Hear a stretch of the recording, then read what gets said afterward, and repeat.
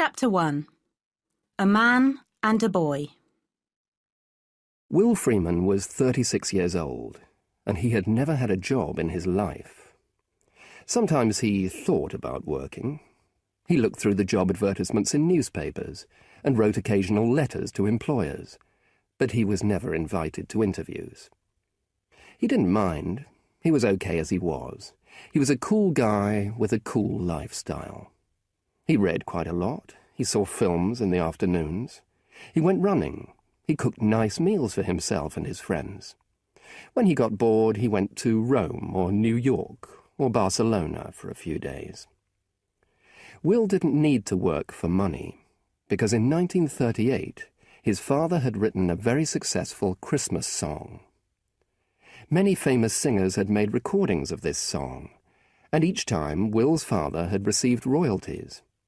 Since his death, the royalties had come to Will. So Will had become rich without having to work at all. He was happy with his life. He lived in a nice flat in London and drove a fast car. He liked women and had lots of girlfriends, but he never got too involved with them. He preferred to look at other people's lives from the outside, like watching TV. If a relationship with a woman became complicated, he ended it. He wanted to keep his life simple. In the evenings, Will usually went out with friends. These were guys who worked in music shops or belonged to the same sports clubs as Will, or who were part of the same pub quiz team. They weren't close friends, but they were good enough for a drink or a meal. The evenings were fine, but Will had a lot of free time during the day, because all his friends were at work. So he filled the time with different half-hour activities: reading the paper, having a bath, tidying his flat, going to the shops, watching Countdown. Countdown was an afternoon TV quiz show, and it was his favourite programme. Sometimes he wondered how his friends had time to work. How could a person work and have a bath on the same day? Will didn't like children. He wasn't interested in them, and he didn't want any responsibility for them. But his friends, John and Christine, had two. The second was a baby girl, born just the week before, and Will had been invited to see her. When he arrived at John and Christine's flat, there were children's toys everywhere. Pieces of brightly coloured plastic were spread all over the floor. Videos lay out of their cases near the TV. A white cloth over the sofa was covered with dirty brown marks. How could people live like this? Christine came in holding the new baby, while John was in the kitchen making tea. "This is Imogen," she said. "Oh," said Will. "Right." He paused. What did people usually say about babies? "She's—" he began, but stopped again. It was no good. He decided to ask Christine about herself instead. "How are you, Chris?" he asked. "Well, you know, I'm rather tired." "Why? A lot of parties?" "No, I've just had a baby." "Oh, right." John came into the room carrying 3 cups of tea. "Barney's gone to his grandmother's today," he said, for no reason that Will could understand. "How's Barney?" Barney was 2, and interesting only to his parents, but Will knew he should ask John something. "He's fine, thanks," said John. "He's still getting used to Imogen, but he's lovely." Will had met Barney before and knew that he wasn't lovely, but he decided not to say anything. "What about you, Will?" "I'm fine, thanks." "Don't you want your own family?" "I can't think of anything worse," thought Will. "Not yet," he said. "We're worried about you," said Christine. "I'm okay as I am, thanks," said Will. "Maybe," said Christine, and smiled. Will was beginning to feel very uncomfortable. Why did they want him to have children? Children would make him very unhappy. If John and Christine wanted children and to be unhappy, that was fine. Will was sure that John and Christine were very unhappy, even if they didn't realize it. But why should they want him to be unhappy too?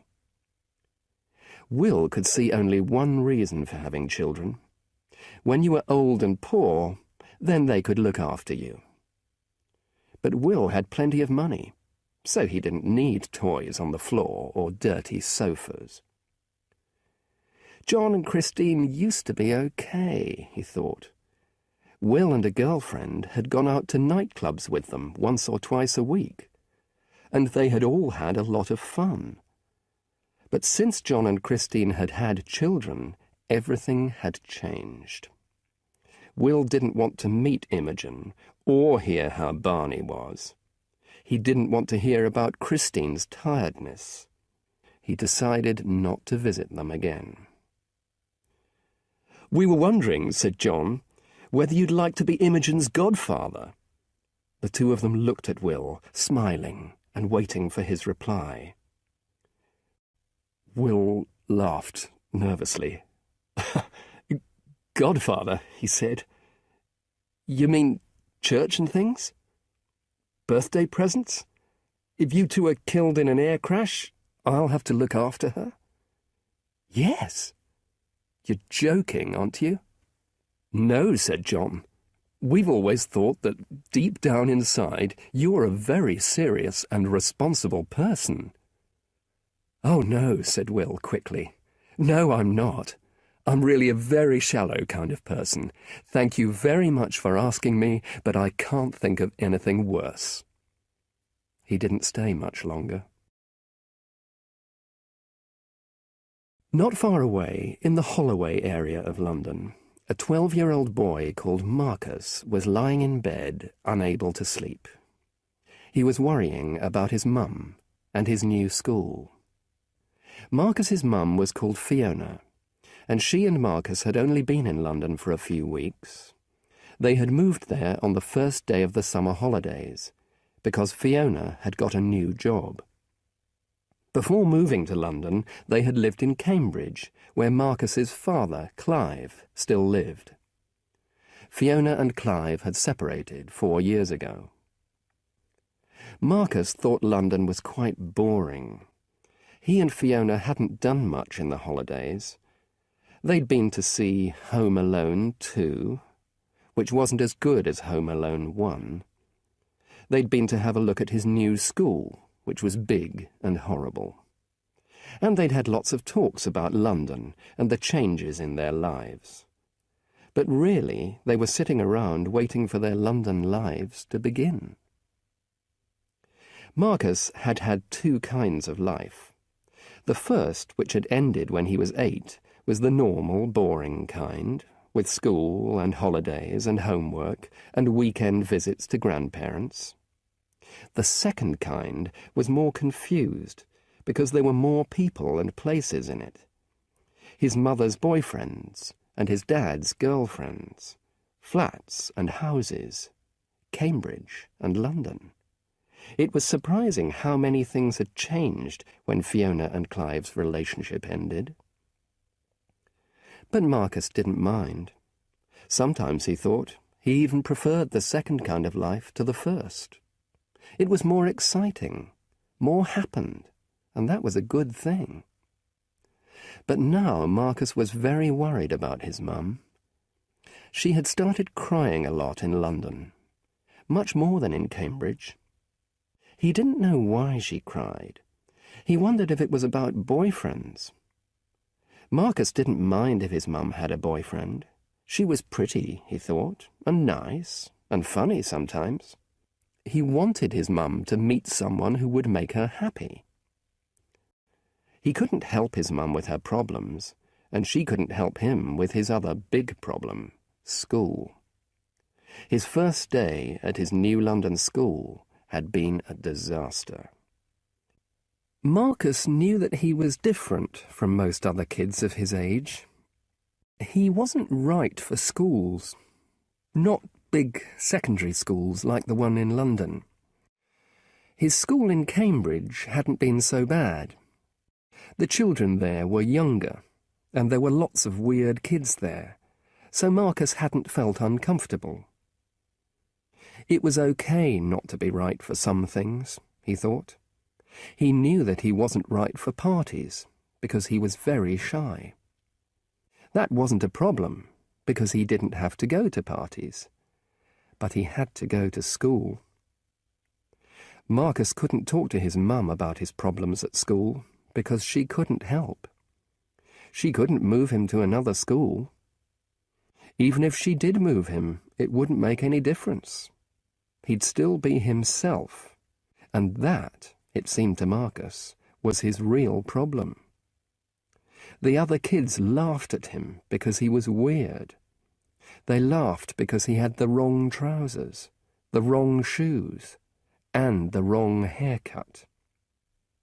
Marcus knew that he was weird, partly because his mum was weird. She was always telling him that clothes and hair weren't important. She didn't want him to watch rubbish TV, or listen to rubbish music, or play rubbish computer games. All the other kids spent their time doing these things, but Marcus had to argue with his mother for hours, and he usually lost. She could explain why it was better for him to listen to singers from the 1960s, like Bob Marley and Joni Mitchell, and why it was more important to read books than to play on the Game Boy that his dad had given him. He was quite happy at home, listening to Joni Mitchell or reading books, but it didn't do him any good at school. It made him different, and because he was different, the other kids made him feel uncomfortable. It wasn't all his mum's fault. Sometimes Marcus just did weird things, like the singing. He always sang songs to himself inside his head, but sometimes, when he was nervous, the song just came out of his mouth. It had happened in his English lesson on the first day of his new school. The teacher was reading, and all the other students in the room were quiet. Suddenly, for no reason at all, Marcus had started to sing, and all the other kids had laughed at him. Chapter 2. Spat. Will first saw Angie in a music shop off the Holloway Road. She had lots of thick blonde hair, big blue eyes, and a lovely, sexy voice. She reminded him of Julie Christie, a beautiful film star. 2 days later, he saw her again in a cafe and started a conversation. By the time they had finished their coffee, he had her phone number. Will was rather surprised that Angie wanted to go out with him. He had never been out with a woman who looked like Julie Christie before. Women like her didn't go out with men like Will. They went out with other film stars, or lords, or racing drivers. He learnt the reason over dinner on their first evening out, when Angie told him that she was a single mother with 2 small kids. It wasn't easy for her to get out and meet new men, and a lot of men didn't like other people's children. Will wanted to push the table over and run out of the restaurant, but Angie was a very beautiful woman. "Really, it's no problem. I've never been out with a mum before, and I've always wanted to. I think I'd be good at it." "Good at what?" Right. Good at what? What was he good at? That was the big question which he had never been able to answer. Maybe he would be good at children, although he hated them. Maybe he should give John and Christine and baby Imogen another chance.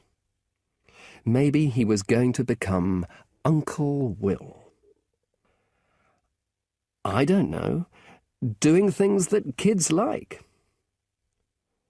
For the next few weeks, he was Will the good guy, and he loved it. It wasn't even very difficult. He played with Angie's children, and took them to McDonald's, and to parks, and for a boat trip on the river. It was a very good arrangement, he thought. He had never wanted to be a father, but this was different. He could walk hand in hand with a beautiful woman while the children played in front of them.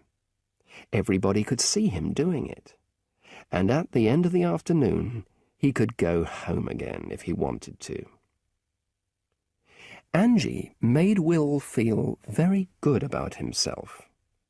Suddenly he became better looking, a better lover, a better person. And she especially loved him because he wasn't her ex-husband, who had problems with drink and work, and who was sleeping with his secretary.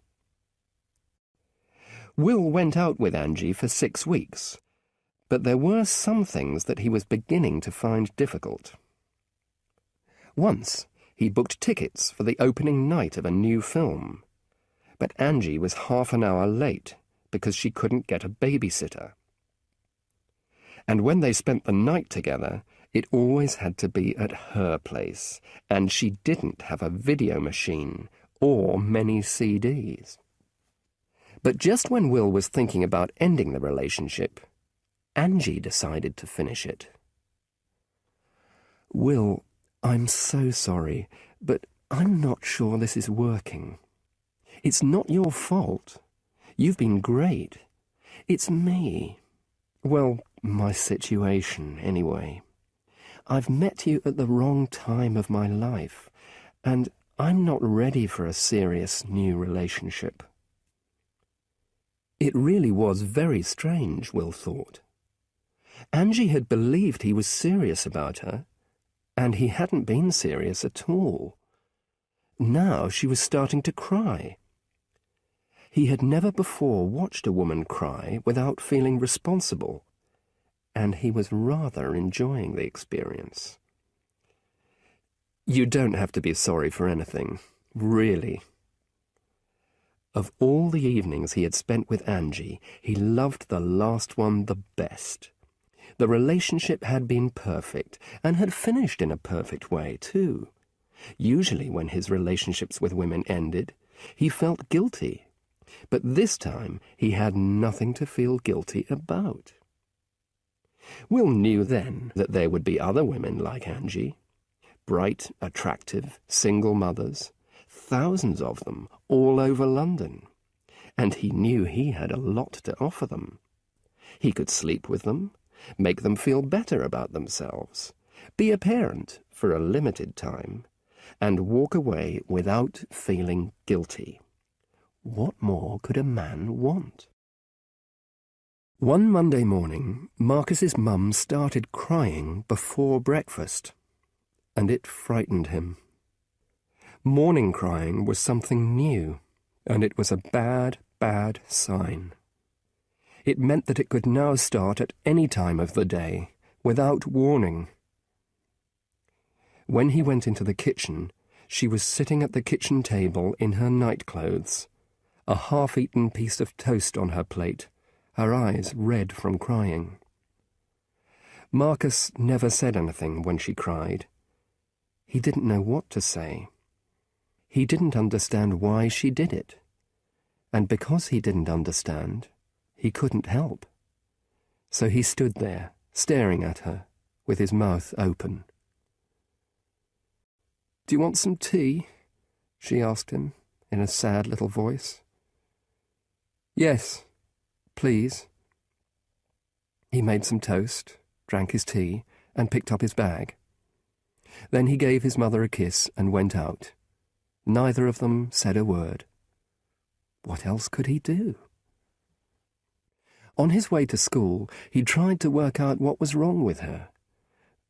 What could be wrong that he didn't know about? He didn't think it was money problems. She had a job. She was a music teacher. So they weren't poor, although they weren't rich either. But they had enough money for the flat, and for food, and for holidays once a year, and even for occasional computer games. What else made you cry? Death? But he'd know if anybody important had died. He'd seen all his relatives, his grandparents, his Uncle Tom, and Uncle Tom's family at a party the week before, and they'd all been fine. Was it about men? He knew his mum wanted a boyfriend because she joked about it sometimes. But if she joked about it, why should she suddenly start crying about it? So what else was there? He tried to remember the other things that people cried about on TV programs. Prison? An unwanted baby? But Marcus had forgotten about his mum's problems by the time he was inside the school gates. He had his own problems to think about. A group of kids usually bullied him on his way across the playground. Today, though, they were at the other end, so he reached his classroom without difficulty. His friends Nicky and Mark were already there, playing a game on Mark's Game Boy. He went over to them. "All right?" Nicky said hello, but Mark was too busy to notice him. Marcus tried to watch the game, but he couldn't see the Game Boy very well, so he sat on a desk, waiting for them to finish. But when they finished, they started another game. They didn't offer him a game, or put the Game Boy away. Marcus felt he was being shut out, and he didn't know what he'd done wrong. "Are you going to the computer room at lunchtime?" he asked. That was how he knew Nicky and Mark, through the computer club. It was a stupid question, because they always went to the computer room. It was the only place where they would be safe from the other kids. "Don't know," replied Nicky after a time. "What do you think, Mark?" "Don't know," said Mark. "Probably."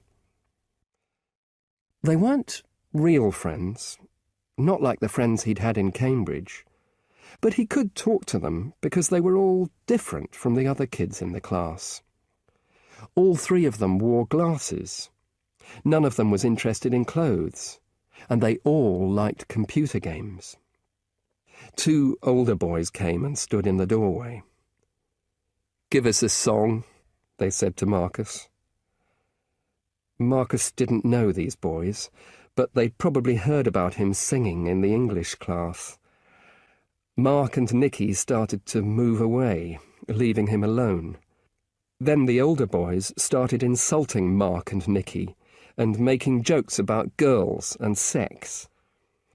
Mark turned the Game Boy off, and all three of them stood, waiting for the boys to get bored and go away.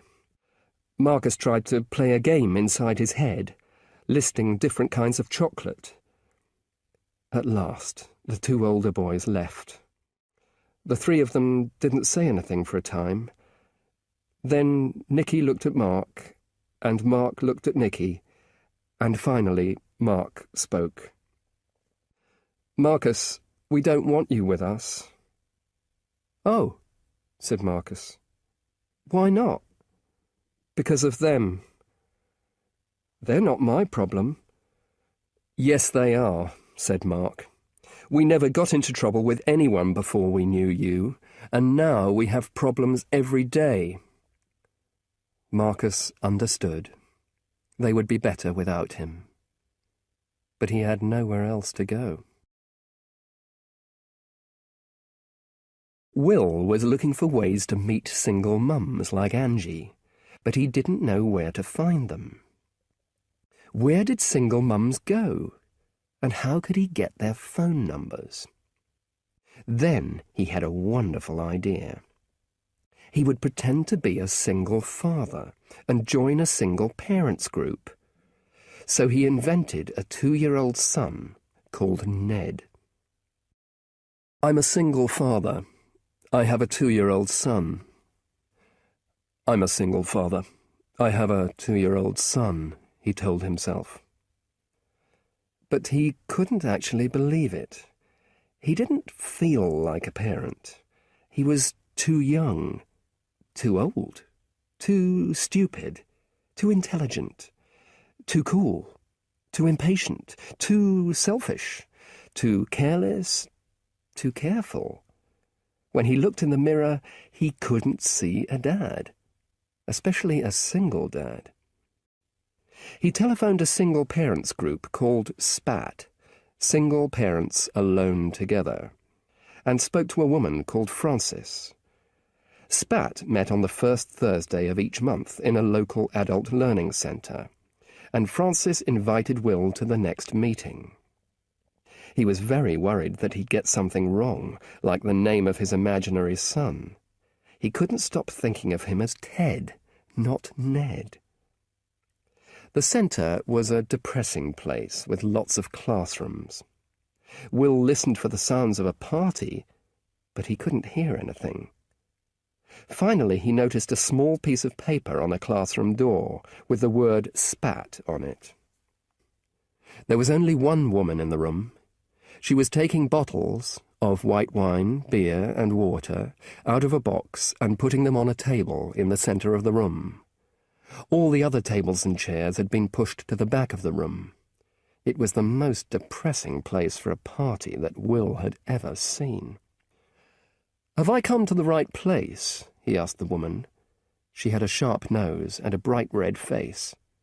"Spat, come in. Are you Will? I'm Frances." Will smiled and shook her hand. "I'm sorry there's nobody else here yet," she said. "A lot of people are late because of problems with babysitters." "Of course," said Will. He was wrong to come on time, he thought. He should pretend to have babysitting problems too. But then the other members of SPAT began to arrive, all women in their 30s, and Frances introduced him to each of them. The most attractive was a tall, blonde, nervous-looking woman. After she came into the room, he stopped looking at anybody else. "Hello," he said. "I'm Will. I'm new, and I don't know anybody." "Hello, Will. I'm Susie. I'm old, and I know everybody." He laughed. She laughed. He spent most of the evening with her. She talked a lot, and he listened. He was very happy to listen, because he didn't want to talk about Ned. Susie had been married to a man called Dan, who had left her the day before she gave birth to her daughter Megan. Susie told him about the other women in the room. It was the same story. Their husbands had all left them with children to look after. Will began to feel very depressed about being a man. How could men behave so badly? "I'm sorry," said Susie at last. "I haven't asked you anything about yourself. Did your wife leave you?" "Well, yes." "And does she see Ned?" "Sometimes. She's not very interested in him." He was beginning to feel better. He could show her that women could behave badly too. He was acting, yes, but he was doing it well. Just like Robert De Niro. "How does Ned feel about that?" asked Susie. "Oh, he's a good little boy," said Will. "Very brave." To his surprise, he was beginning to feel quite upset. Susie put a hand on his arm. "She likes me," Will thought. Great. Some parts of Marcus's life continued normally. He went to his dad's in Cambridge for the weekend and watched a lot of TV.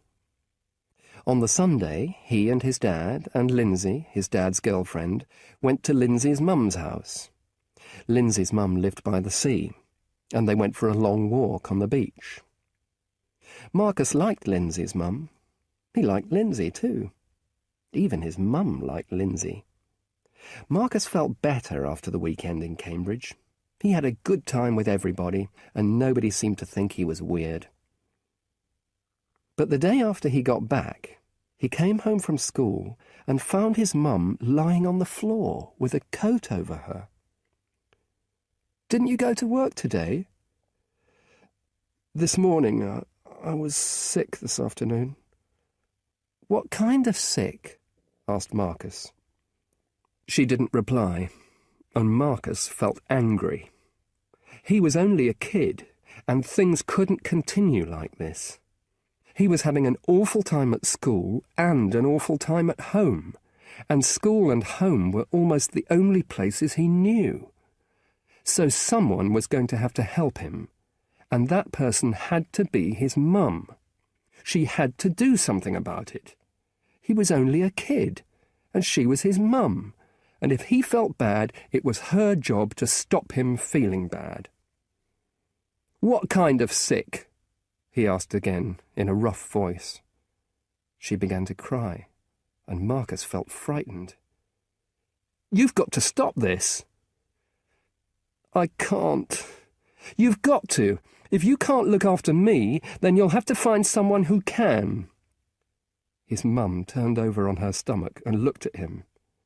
"How can you say I don't look after you?" "Because you don't. You make my meals, and I could do that. The rest of the time you just cry. That's no good. That's no good to me."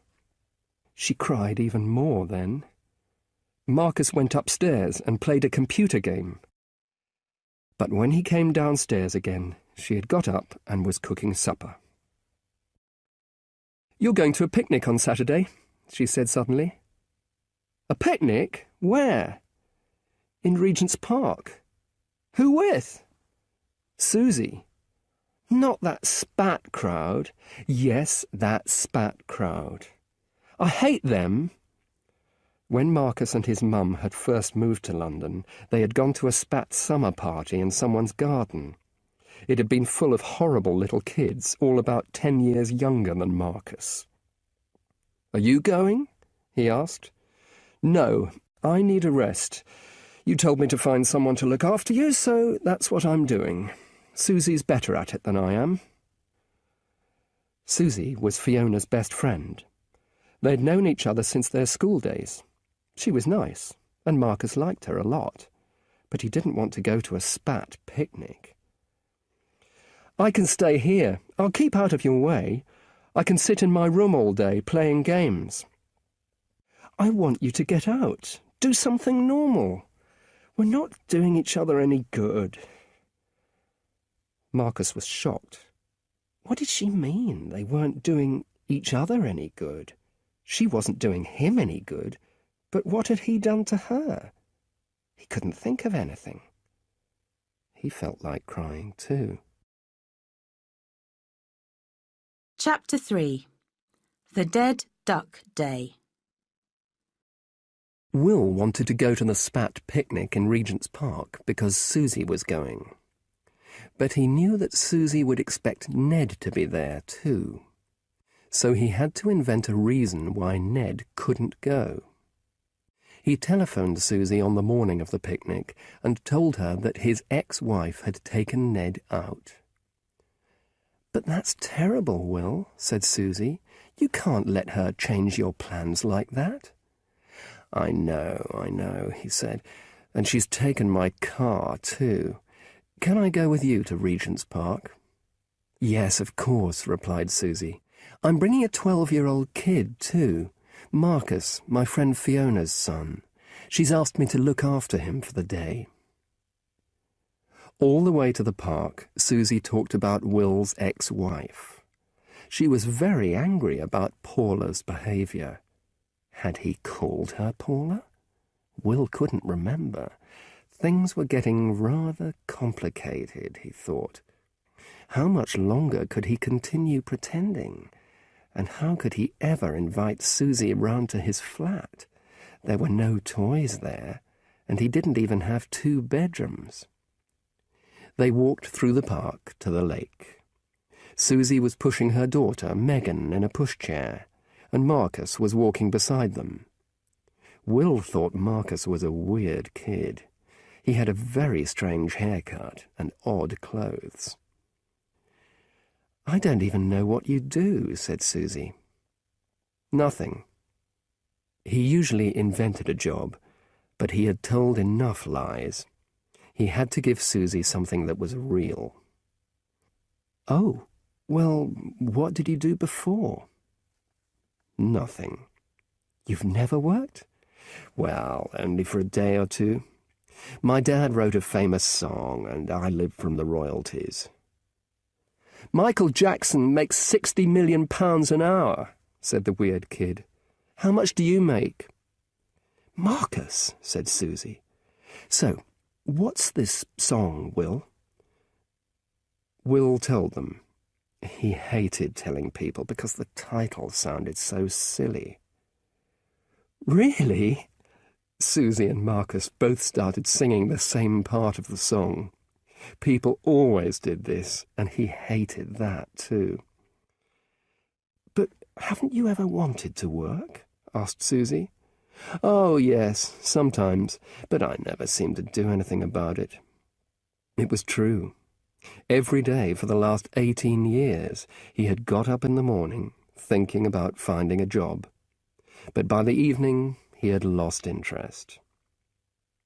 He decided to talk to Marcus. If he made friends with Marcus, Susie would think he was a nice guy. "So, Marcus," he said, "who's your favourite footballer?" "I hate football." "Right," said Will. "Well, who's your favourite singer?" "Are you getting these questions out of a book?" asked Marcus. Susie laughed, and Will's face turned red.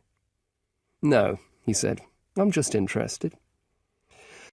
"OK," said Marcus. "Well, it's Joni Mitchell." "Really?" said Will in surprise. "Does everyone in your school listen to Joni Mitchell?" "Most people." Will was confused. He read a lot of modern music magazines, but none of them had said anything about Joni Mitchell's new popularity. Marcus turned away, so Will began to talk to Susie.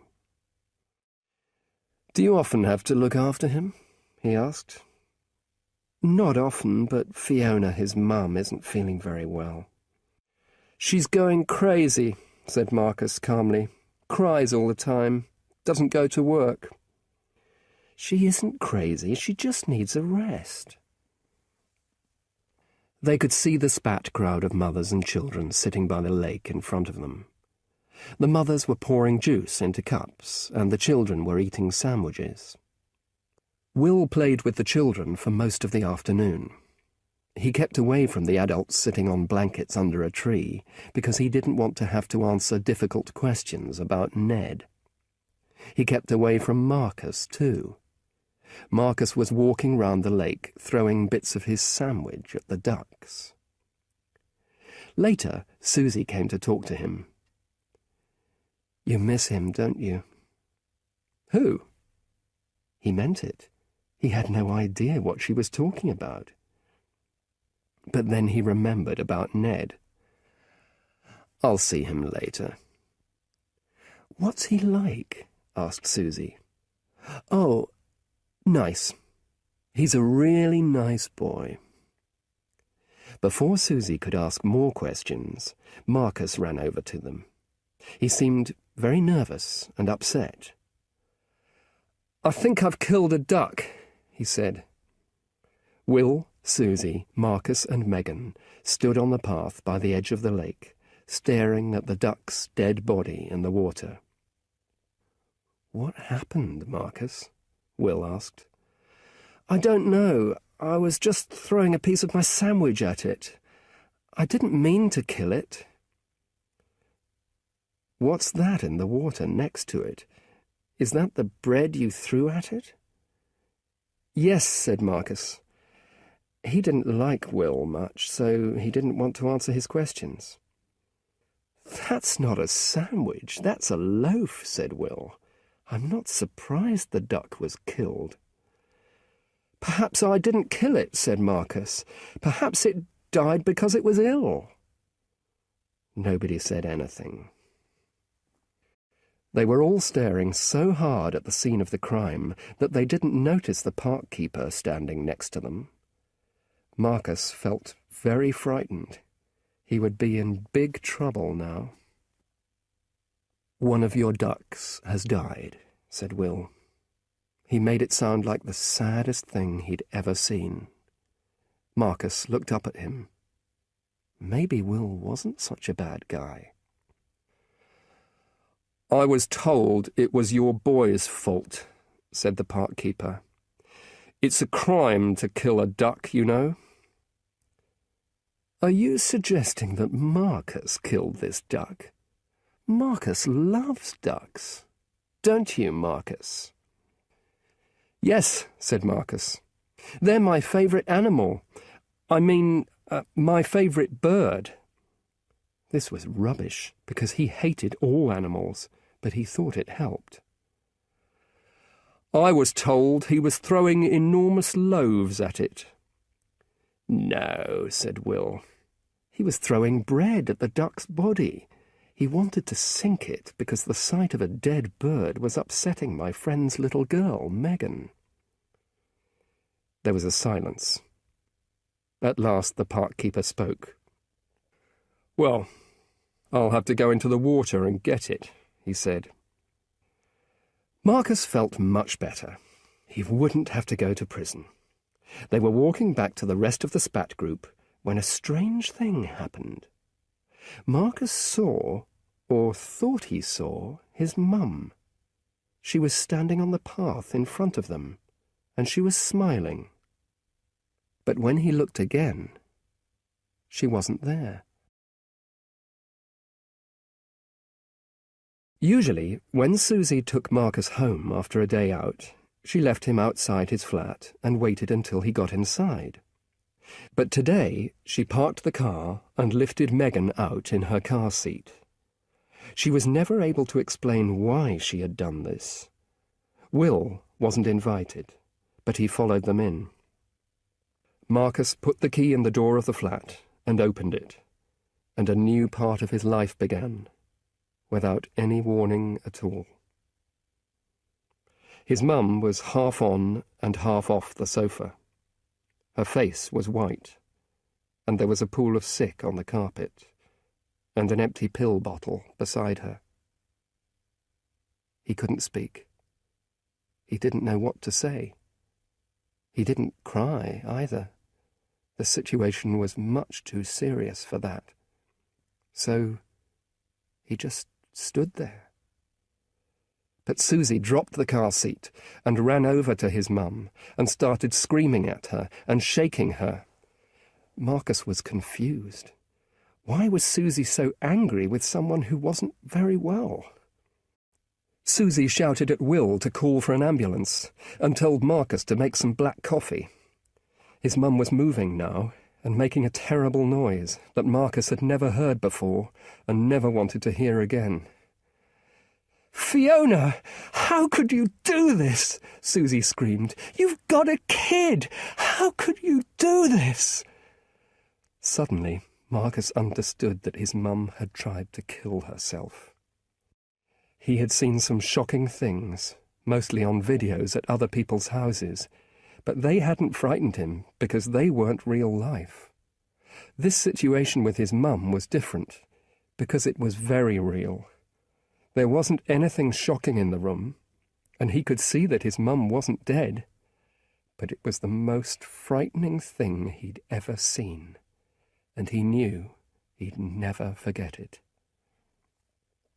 When the ambulance arrived and Fiona was taken to hospital, the ambulance men didn't want to take Marcus and Megan too. So Susie went to the hospital with Fiona, and Will drove Marcus and Megan there in Susie's car. When they arrived at the hospital, Fiona had already been taken away. "What's happening?" asked Will. He was finding the whole experience very interesting, almost enjoyable. "I don't know. They're pumping her stomach or something.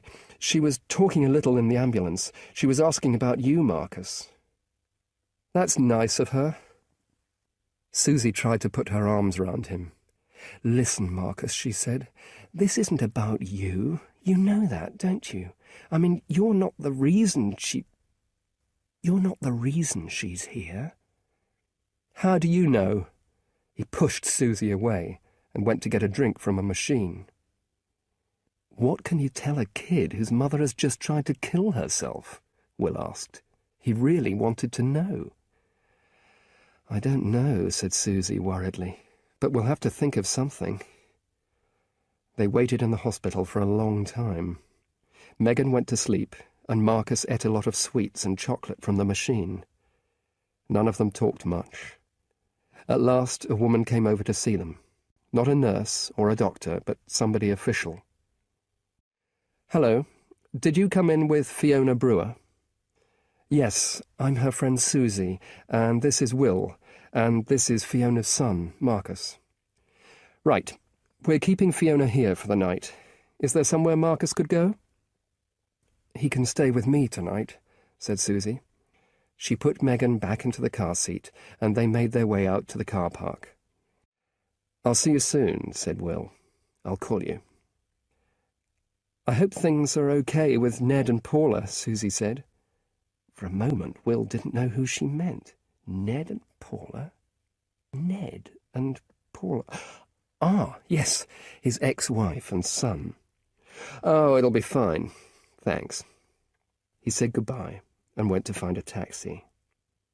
It had been a very interesting experience, but he wouldn't want to repeat it every night. Chapter 4. Marcus's Plan. The next day, Susie took Marcus home and left him while she went to get Fiona from the hospital. He was just tidying the kitchen, as Susie had told him to do, when he saw a note on the kitchen table. He picked it up and sat down. "Dear Marcus, a big part of me knows that I'm doing a wrong, stupid, selfish, unkind thing. But unfortunately, that's not the part that has control of me now. None of this is about you. I've loved being your mum, always, although I've found it difficult sometimes. And I don't know why it isn't enough for me. But it isn't. I just feel very tired, and there doesn't seem to be anything to look forward to. Things will be better for you than they were before. Really. You can go to your dad's, or Susie has always said she'd look after you. Love you, Mum." Marcus was still sitting at the kitchen table when his mum came back from the hospital with Susie and Megan. She could see immediately what he'd found. "I'm sorry, Marcus. I'd forgotten about the note." "You forgot? You forgot you wrote a letter about killing yourself?" "Well, I didn't think I'd ever have to remember it, did I?" She laughed at that. She actually laughed. That was his mother. When she wasn't crying at breakfast, she was laughing about killing herself. "It was stupid of me to leave Marcus here before I went to get you," said Susie. I wasn't thinking."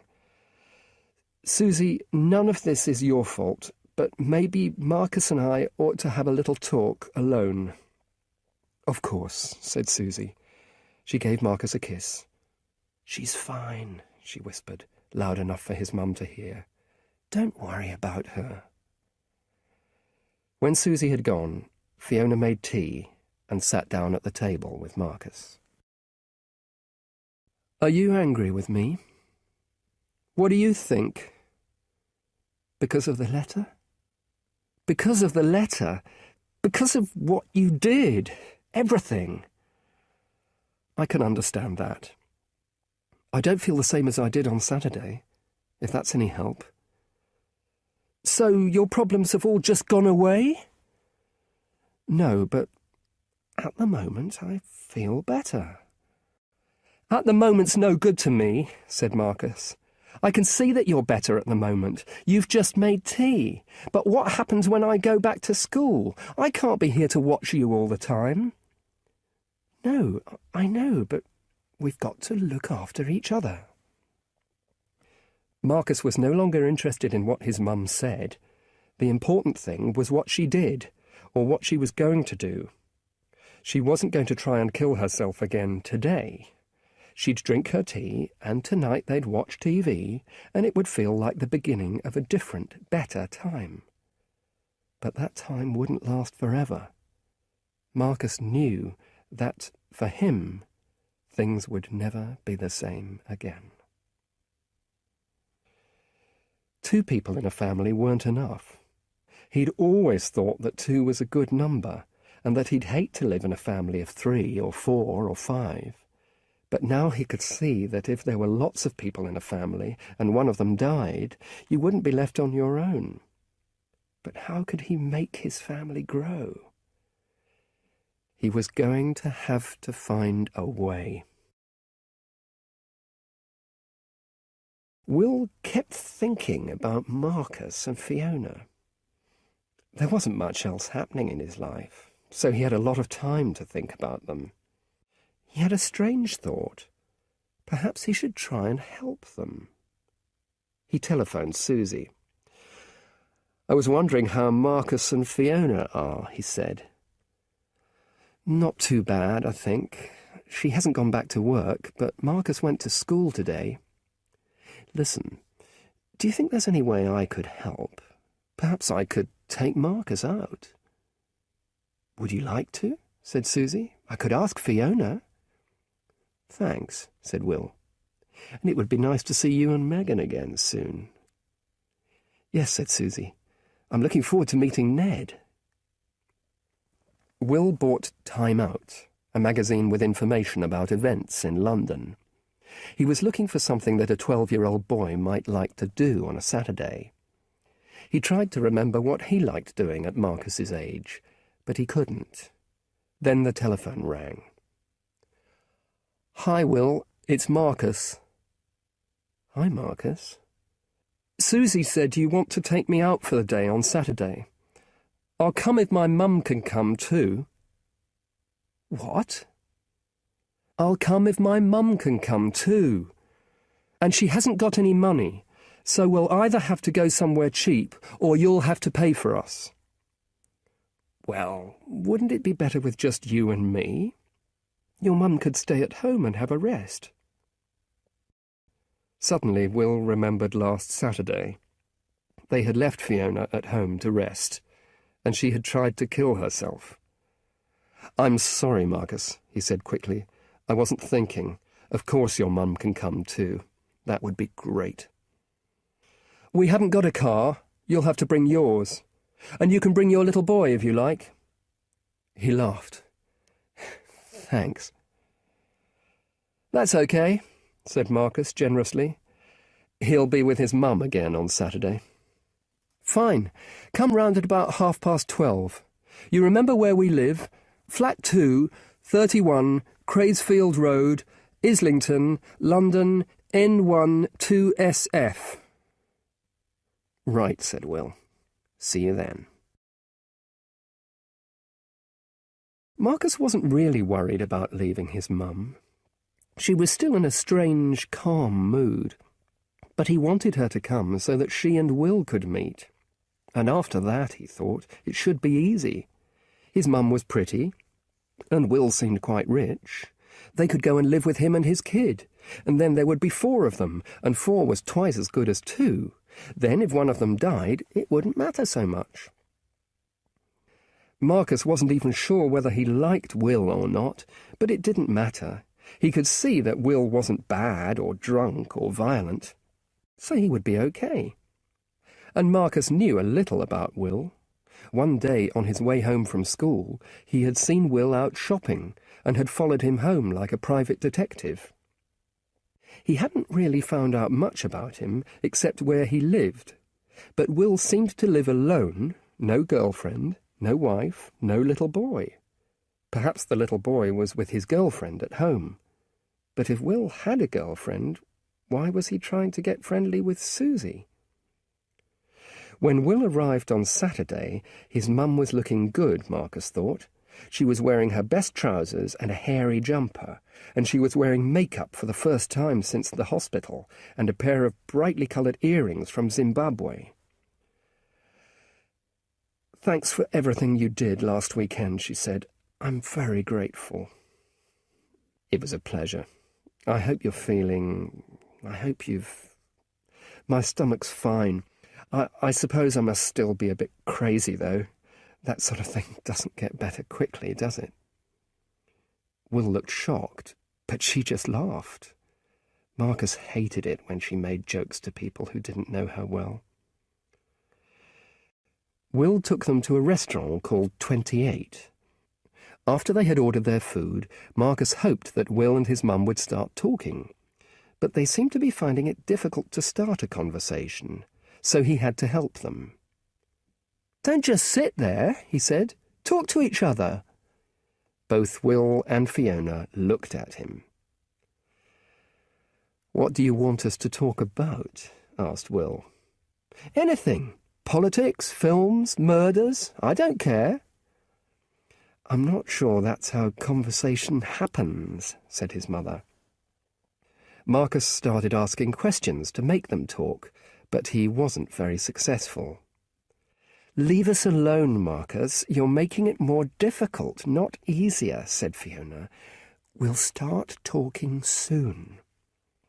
Then Will asked questions about Marcus's dad, and soon they were talking about relationships. They were talking so much that they didn't notice when the food arrived. Marcus ate his lunch happily. Would they move into Will's place, he wondered, or buy somewhere new? Will knew that Fiona wasn't his type of woman. She didn't look the way he wanted women to look.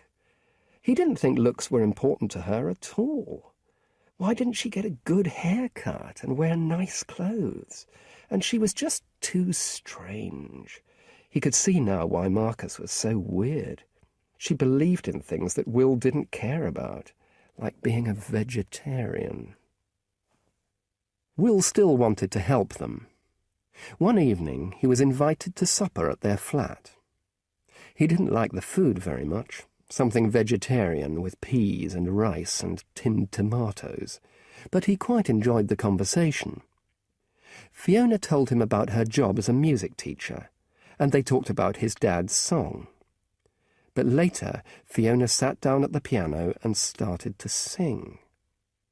She wasn't a bad singer, but Will was very embarrassed. She sang old pop songs from the 60s, and she sang them with deep feeling. She even closed her eyes. Then Marcus began to sing too, in the same way, and they made Will sing with them. It was awful. Will could see that he'd made a big mistake about Marcus and Fiona. He couldn't do anything to help people like them. They were too weird, and they felt too deeply about things. Will didn't feel deeply about anything. He couldn't imagine wanting to kill himself. He just wanted to live a long life without any problems.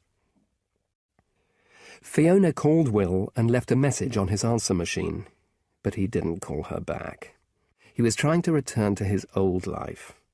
He went shopping for CDs and clothes. He played a bit of tennis. He went to the pub and to see films with friends. Then, one afternoon, the doorbell rang. It was Marcus. "I've come to see you," he said. "Oh, right. Come in." Marcus marched into the sitting room, sat down on the sofa, and looked around. "You haven't got a kid, have you?" "Well," began Will. Marcus got up and walked around the flat. "Where's your toilet?" he asked. "It's just down the hall." When Marcus was gone, Will tried to think what he could say about Ned, but he couldn't think of anything. "You've only got one bedroom," said Marcus when he got back. "You've got no children's toys in the bathroom. There are no toys in here. You haven't even got any photos of him." "Is that your business?" "No, but you've been lying to me and my mum and my mum's friend." "Who told you where I live?" "I followed you here once." "Why don't you just go home, Marcus?" "All right, but I'm going to tell my mum." Will couldn't think of any explanation to give Marcus except the truth. that he had invented a child so he could join a single parents group and meet women, and the truth sounded much worse than he had ever intended. "Listen, Will," said Marcus, "I won't say anything to my mum if you go out with her." "Why do you want your mum to go out with someone like me?" "I don't think you're too bad. I mean, you told lies, but you seem okay. She's sad, and I think she'd like a boyfriend." "Marcus, I can't go out with someone just because you want me to. I have to like the person too." "What's wrong with her?" "Nothing's wrong with her, but—" "You want to go out with Susie, don't you?" "I don't want to talk about this with you." "I thought so." "I didn't say anything. I just said—" "Listen, I really don't want to talk about this with you. Go home." "OK," said Marcus, "but I'll be back." When Will had joined Spat, he'd imagined entering the world of single mothers and their sweet children. He hadn't imagined Marcus, and he hadn't expected anyone to break into his world. He was one of life's visitors. He didn't want to be visited. Chapter 5. New Trainers. Marcus knew that he couldn't make Will go out with his mum if Will didn't want to. But he knew Will's secret now, so perhaps he could make him do something else. He started going round to Will's flat after school. The first time, Will wasn't very pleased to see him. He stood in the doorway and didn't invite Marcus in. "What?" "I just thought I'd come round. What are you doing?" "Watching Countdown." Marcus knew about Countdown, the most boring programme in the history of television, but he wanted to get inside Will's flat. "I could watch it with you if you want. I really like it." Will looked at him for a time. "All right, come in." There were lots of interesting things in Will's flat. Hundreds of CDs, records and cassettes. There were pictures from films on the wall and black and white photos of people with musical instruments. "Who are these people? And why are they on your wall?" "They're musicians, and they're on my wall because I like their music and they're cool." "Why are they cool?" "I don't know. Because they took drugs and died, probably." Marcus thought he wouldn't want pictures on his wall of people who took drugs and died. He'd want to forget all about that kind of thing, not look at it every day of his life. Will made tea in the kitchen. Then they went back into the living room and sat down on the sofa. "Do you like school?" Will asked. "No, I hate it." "Why? Do the other kids bully you?" Marcus looked at him. How did he know that? "Not really. Just a couple of kids." "What do they do to you?" "Nothing really. Just, say things about my hair and glasses and my singing. Sometimes I sing without noticing." Will laughed. "It's not funny." "I'm sorry, but you could do something about your hair. You could have it cut in the way you want it." "This is how I want it." "Why do you want your hair like that?" "Because that's how it grows, and I hate going to the hairdresser." "I can see that. How often do you go?" "Never. My mum cuts it." "Your mum? How old are you? 12? You're old enough to get your hair cut yourself. You could get married in 4 years' time. Will you let your mum cut your hair then?" Marcus didn't think he'd be married in 4 years' time, but he understood what Will was telling him and knew that Will was right.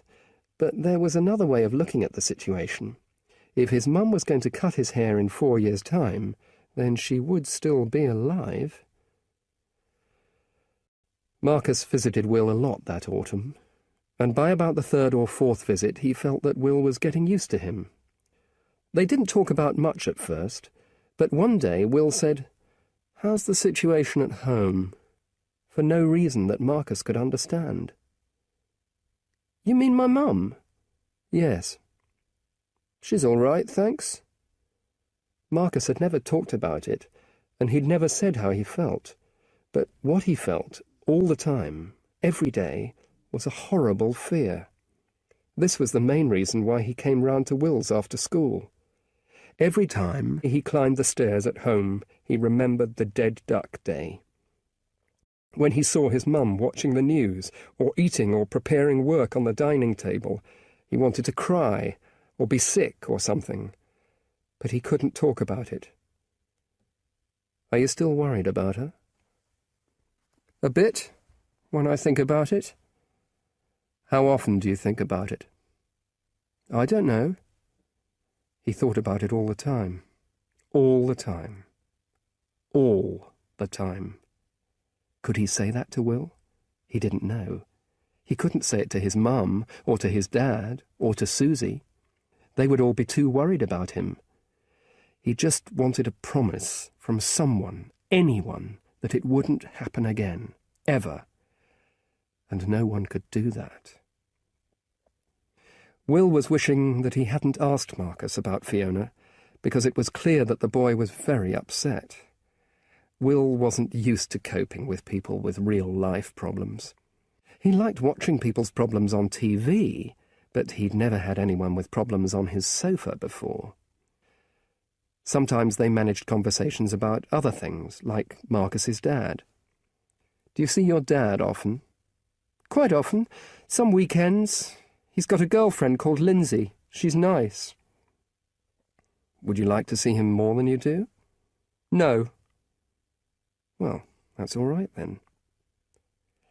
The next week, while Will was watching Countdown as usual, he was interrupted by a long, urgent ring on the doorbell. He got up off the sofa and opened the door.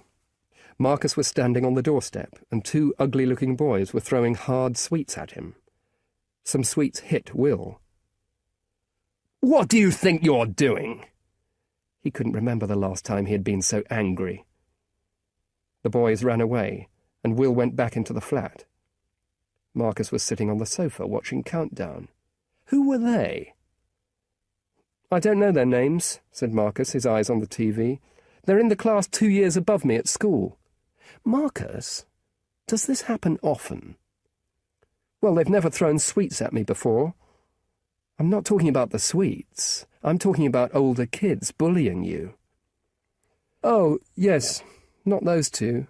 "No, okay, not those two, but others like them." "Yes, lots." "Right. That's what I've been trying to find out. Your problem is, Marcus, that you look different from other kids. That's why they notice you. You need to look more like them. You need the same clothes and haircut and glasses as everyone else. You can be as weird as you want on the inside. Just do something about the outside. Will took Marcus shopping in Holloway Road and bought him a pair of expensive Adidas trainers. Marcus thought they were cool, and Will was pleased. He couldn't remember feeling as good as this before. He had made an unhappy boy happy, and there hadn't been any advantage in it for him at all. He didn't even want to sleep with the boy's mother.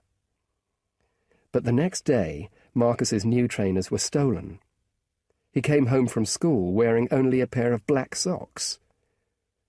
"Where are your shoes?" Fiona screamed. She hadn't noticed that he had been wearing new trainers. "Stolen." "Stolen? Why would anyone want to steal your shoes?" "Because—" He was going to have to tell her the truth, although he knew the truth would lead to a lot of questions. "Because they were nice ones. They were new Adidas trainers. Will bought them for me." "Will who? Will the guy who took us to lunch?" "Yes, the guy from Spat. He's become my friend." "He's become your friend?" Marcus was right. His mum had lots of questions, but she asked them in a very boring way. She just repeated the last thing he said, made it into a question, and shouted. "I go round to his flat after school." "You go round to his flat after school?" "Well, you see, he doesn't really have a kid. He doesn't really have a kid? When the questions had finished, he was in a lot of trouble, although probably not as much trouble as Will. Marcus put his old shoes back on, and then he and his mother went straight to Will's flat. Will opened the door, and Fiona immediately started shouting at him about Spat and his imaginary son. At first, Will looked embarrassed. He had no answers to her questions, so he stood there, staring at the floor. But as it continued, he started to get angry too. Why do you invite 12-year-old boys round to tea parties in your flat after school? Asked Fiona. Will looked at her. Are you suggesting what I think you're suggesting? He went red in the face and started shouting very loudly. Your son invites himself round here. Sometimes he's followed by other kids who attack him. I could leave him outside, but I let him in for his own safety. I won't do it again. Now, if you've finished, you can both get out of here. I haven't finished yet, actually. Why did you buy him a pair of expensive trainers? Because look at him. What's wrong with him? Will looked at her. You really don't know, do you? Marcus is being eaten alive at school by the other kids. He gets bullied every day. Marcus is doing fine, his mother said. Marcus couldn't believe she'd said that. He wasn't doing fine. His mum was being blind and stupid and crazy. You're joking, said Will. I know he's taking some time to get used to his new school, but... Will laughed. Oh, yes. And after a couple of weeks he'll be okay? When they've stopped stealing his shoes and following him home from school, everything will be great. That was wrong. They were all mad. I don't think so, said Marcus. It's going to take more than a couple of weeks. It's okay. I know, said Will. I was joking.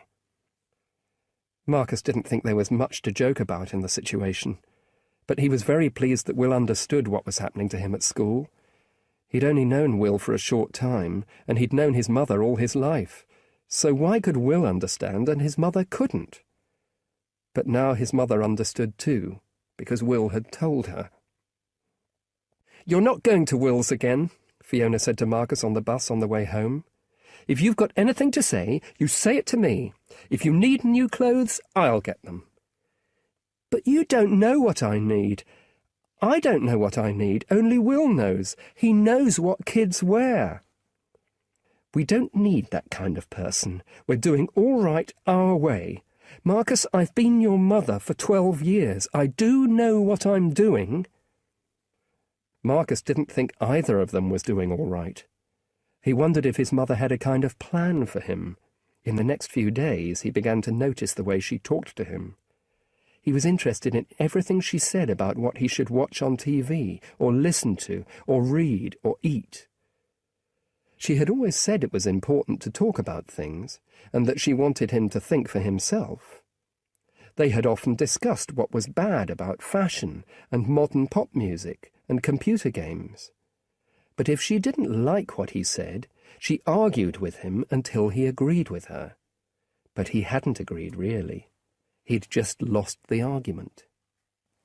I've been thinking for myself, he said, and I want to go round to Will's flat after school. No, he's a rich guy who doesn't work, who tells lies, and who... He understands about school. He bought me those trainers. He knows things. He was getting annoyed. I'm thinking for myself, and it doesn't work. You always win. Marcus, it's not enough to tell me you're thinking for yourself. You've got to show me, too. Give me a good reason why you want to go round to Will's. Marcus gave her a reason. It wasn't the right reason, and he felt bad saying it because it made her cry. But it was a good reason, and he won the argument. Because I need a father. Chapter 6. Ellie. Will hadn't seen Marcus for a week, and hadn't thought about him much. He preferred watching Countdown alone anyway. Then Fiona phoned. Marcus seems to think he needs an adult male in his life, like a father. He talked about you. Listen, Fiona, I definitely don't need a son in my life. Why doesn't he use his own father as a father? His father lives in Cambridge. It's a long way. You told me not to see Marcus again. Fine. I told you I didn't want to see Marcus again, and now you're telling me... I don't understand. Listen, said Fiona. Can we meet tomorrow night for a drink to discuss all this? They met in a quiet pub. Will had never been alone with Fiona before. He didn't find her attractive, and he certainly didn't want to sleep with her, but conversations with her were never dull. "I've always been worried about Marcus not having a father around," said Fiona. "But he's always told me it didn't matter. Then when I said I didn't want him to see you, he said he needed a father." "He said that because he wanted to win the argument. Never trust a human male when he talks about his feelings." "Really? Well, maybe it's best if he doesn't see you."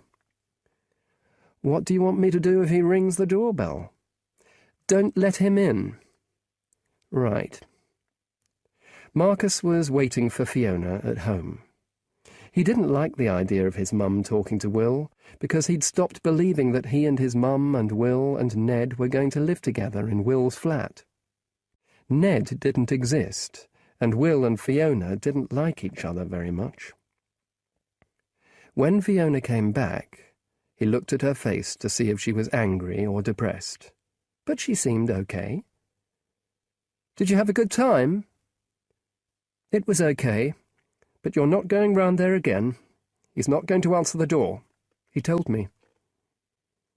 Marcus wasn't worried. He knew how loudly Will's doorbell rang inside the flat, and he knew he could ring it for a very long time. Fiona had made a complaint to the school about Marcus's new trainers being stolen, so he had to go and see the head teacher, Mrs. Morrison. He was waiting outside her office when a girl called Ellie McCrae came and sat down next to him. Ellie was 15, and she was famous in the school. She wore a lot of black eye makeup and cut her own hair, and she was always in trouble, usually for something serious. They sat in silence for a time. Then Marcus thought he'd try to talk to Ellie. His mum was always saying he should talk to people at school. "Hello, Ellie. How does a little boy like you know my name?" "You're famous." He knew this was a mistake immediately. "What am I famous for?" "Don't know." "Yes, you do. I'm famous because I'm always in trouble. Do you know what I'm in trouble for this time? It's this sweatshirt. They don't want me to wear it, and I don't want to take it off, so there's going to be an argument." Marcus looked at Ellie's sweatshirt. It had a picture on it of a guy with long blonde hair, big eyes, and half a beard. "Who's that?" he asked politely. "Don't you know? It's Kirk O'Bain." "Oh, yes." Marcus had never heard of Kirk O'Bain, but that wasn't surprising. He'd never heard of anybody. "What does he do?" "He's a footballer. He plays for Manchester United." "Does he?" Marcus thought that the guy on Ellie's sweatshirt looked more like a singer than a footballer. Footballers weren't sad, usually, and this man looked sad. Just then Mrs. Morrison's door opened, and 2 young kids came out. "Come in, Marcus," said Mrs. Morrison. Marcus's talk with Mrs. Morrison didn't go very well. She asked him about the boys who stole his trainers, and he said he didn't know who they were. This wasn't true, of course, but he didn't want any more trouble from them. Marcus, if the other kids are bullying you, why don't you just keep out of their way? Marcus was annoyed. Did she think he was stupid? Did she think he went looking for trouble? I have tried, he said. Maybe you haven't tried hard enough. Marcus stood up to go. He'd had enough. She wasn't going to be helpful because she didn't like him. Nobody at this school liked him, and he didn't understand why. Sit down, Marcus. I haven't finished with you. But I've finished with you. He had never been rude to a teacher before, and he was very surprised at himself. He walked out of Mrs. Morrison's office and out of the school. Marcus was walking slowly along Upper Street when Will saw him. Will was driving back from the supermarket, listening to loud music in his car. What was Marcus doing out of school at 2 o'clock in the afternoon, he wondered. At exactly 4:15 that afternoon, right in the middle of countdown, Marcus rang his doorbell. At first Will didn't answer, but Marcus rang and rang. Will turned off the TV and put on some music by the pop group Nirvana, hoping that Marcus would go away. But Marcus didn't stop ringing the bell. So finally Will opened the door and let him in. You shouldn't be here. I came to ask you something. I want you to take me and a friend to a football match. You don't like football. I do now, said Marcus. I like Manchester United, and I like a player called Kurt Cobain. He's got long blonde hair and a beard. Marcus, there isn't a player called O'Bain who plays for Manchester United. I know all the players, and there's nobody with long blonde hair and a beard. There was a player called O'Kane who played for Nottingham about 25 years ago. What lessons did you have this afternoon? Marcus looked at him, trying to work out why he was asking the questions. History, and then... Marcus, I saw you this afternoon. What, in school? Well, I didn't see you in school, did I? Because you weren't there. I drove past you on Upper Street. It was Mrs. Morrison's fault, the head teacher. She told me to keep out of their way, the boys who stole my trainers. Marcus began to get upset, and to speak more quickly. They followed me. How can I keep out of their way if they follow me? All right, Marcus, calm down. Did you tell her that? Of course, but she didn't take any notice. Right, so go home and tell your mum this. It's no good telling me. I'm not telling her. She's got enough problems without me. Why can't you go and see her, Mrs. Morrison? You're joking. Listen, Marcus, I'm not your father, or your uncle, or any member of your family. No head teacher is going to take any notice of what I say. You've got to stop thinking I know the answer to anything, because I don't. You know about things. You knew about the trainers, and you know about Kurt Cobain, the footballer. Suddenly, Will realised who Marcus was talking about. It's not Kurt Cobain, you fool. It's Kurt Cobain, the singer with Nirvana. I thought he must be a singer, said Marcus.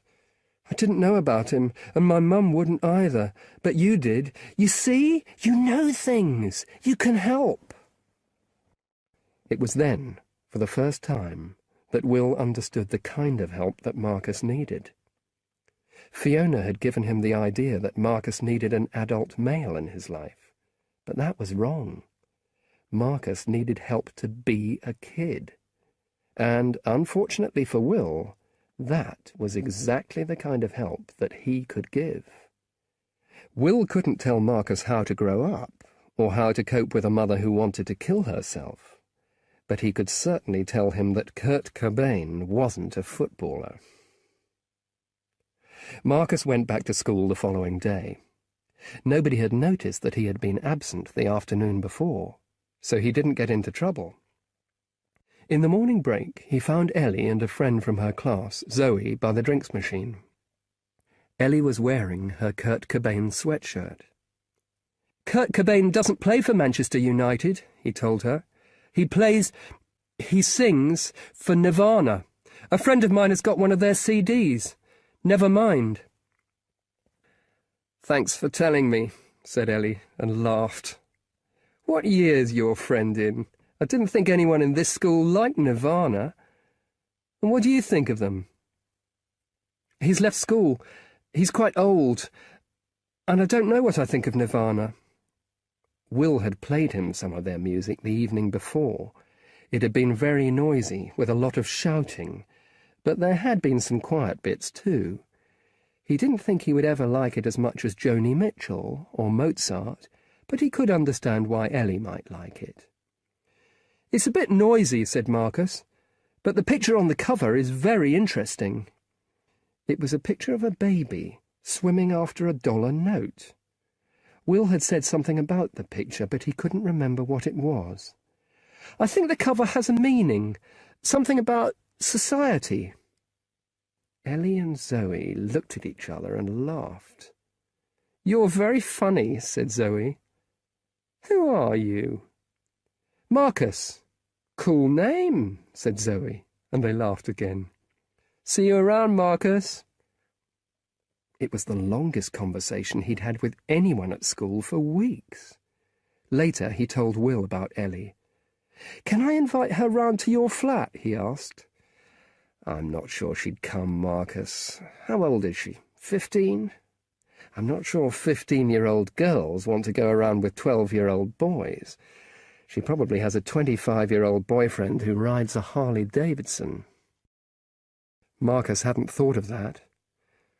"I don't want to go out with her. She wouldn't be interested in someone like me.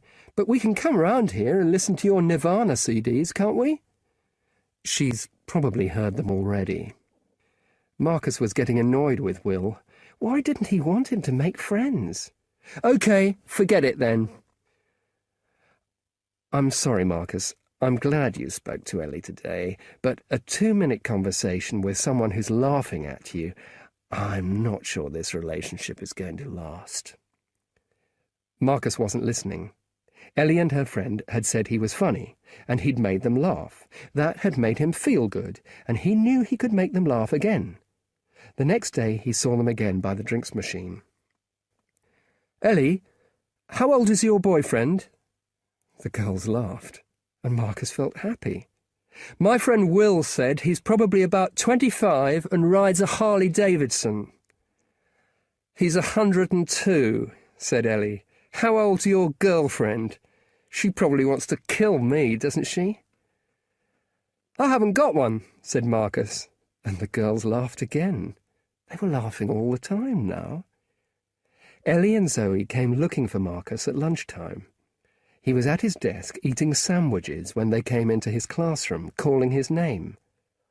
Almost every kid in the room stopped what they were doing and turned round. You could see what they were thinking. Ellie and Marcus? Even Nicky and Mark, who hadn't spoken to him for weeks, looked up from their Game Boy. "What are you all staring at?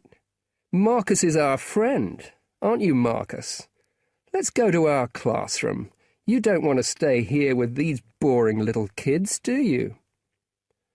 Some of the kids turned red, but nobody said anything.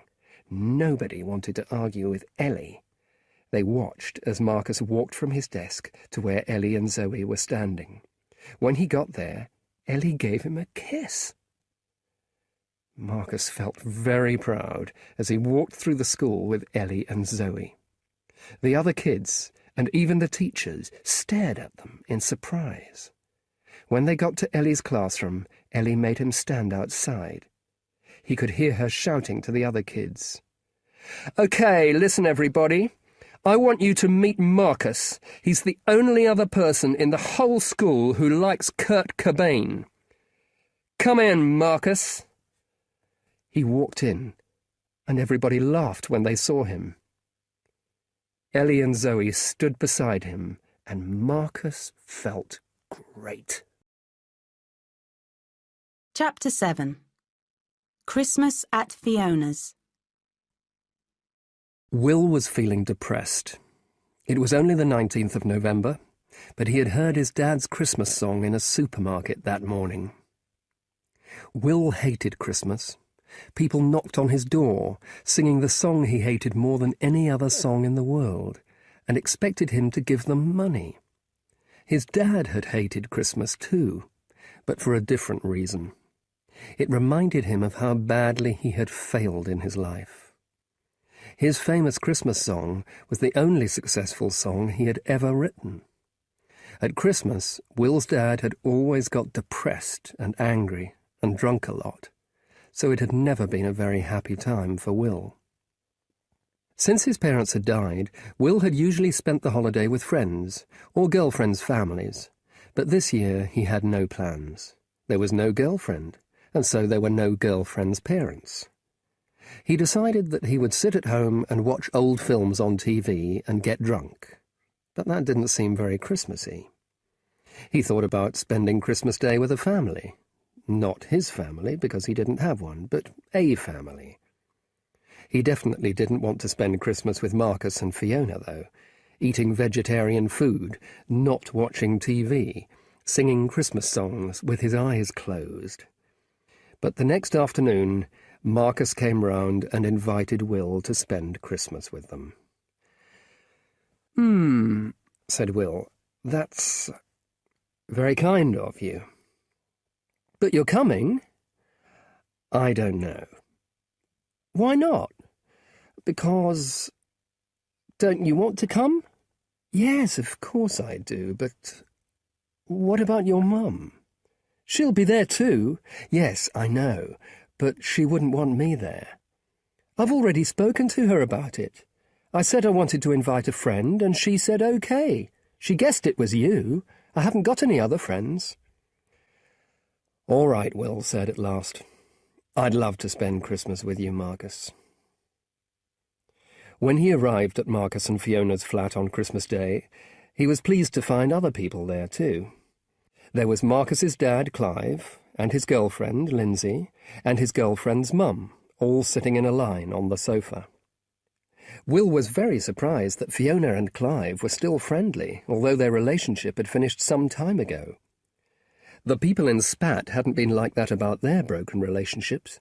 They had been angry and unhappy. Will gave Marcus a CD of Nevermind and a Kurt Cobain t-shirt, and Marcus gave Will a book of countdown quizzes. Fiona gave Will the Single Parents Guide as a joke. "What's the joke?" asked Lindsay. "Nothing," said Will quickly. "Will pretended to have a kid so he could join a single parents group," Marcus told her. "Oh," Lindsay said. She and her mum and Clive looked at Will with interest, but he just smiled. Clive gave Marcus some computer games and CDs and sweatshirts. But Fiona's presents to Marcus weren't very interesting at all, Will thought.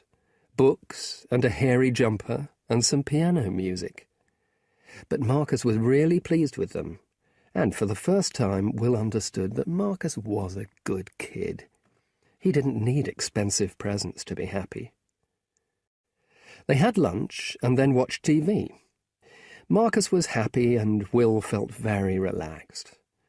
But later in the afternoon, Susie arrived with Megan. Fiona had told her that Will didn't really have a 2-year-old son called Ned, but Will hadn't seen Susie since then, and now he felt really embarrassed and ashamed.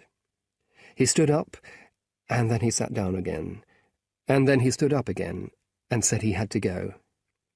"Don't be so silly, Will," said Fiona. So Will sat down again, and Susie sat next to him, but she refused to speak to him. Megan went over to the Christmas tree, and Fiona handed her a present. "This is for you, Megan," she said. Megan stood holding her present and looked around the room. Then she walked over to Will and tried to give it to him. Will didn't move. "Well, take it from her, you fool," said Susie. "It's not my present," said Will, but Megan continued to hold it out until he reached for it. "Now what?" he said. "Open it with her," said Susie. Will helped Megan open the present. It was a plastic musical toy. They both looked at it. "Now play with her," Susie said angrily.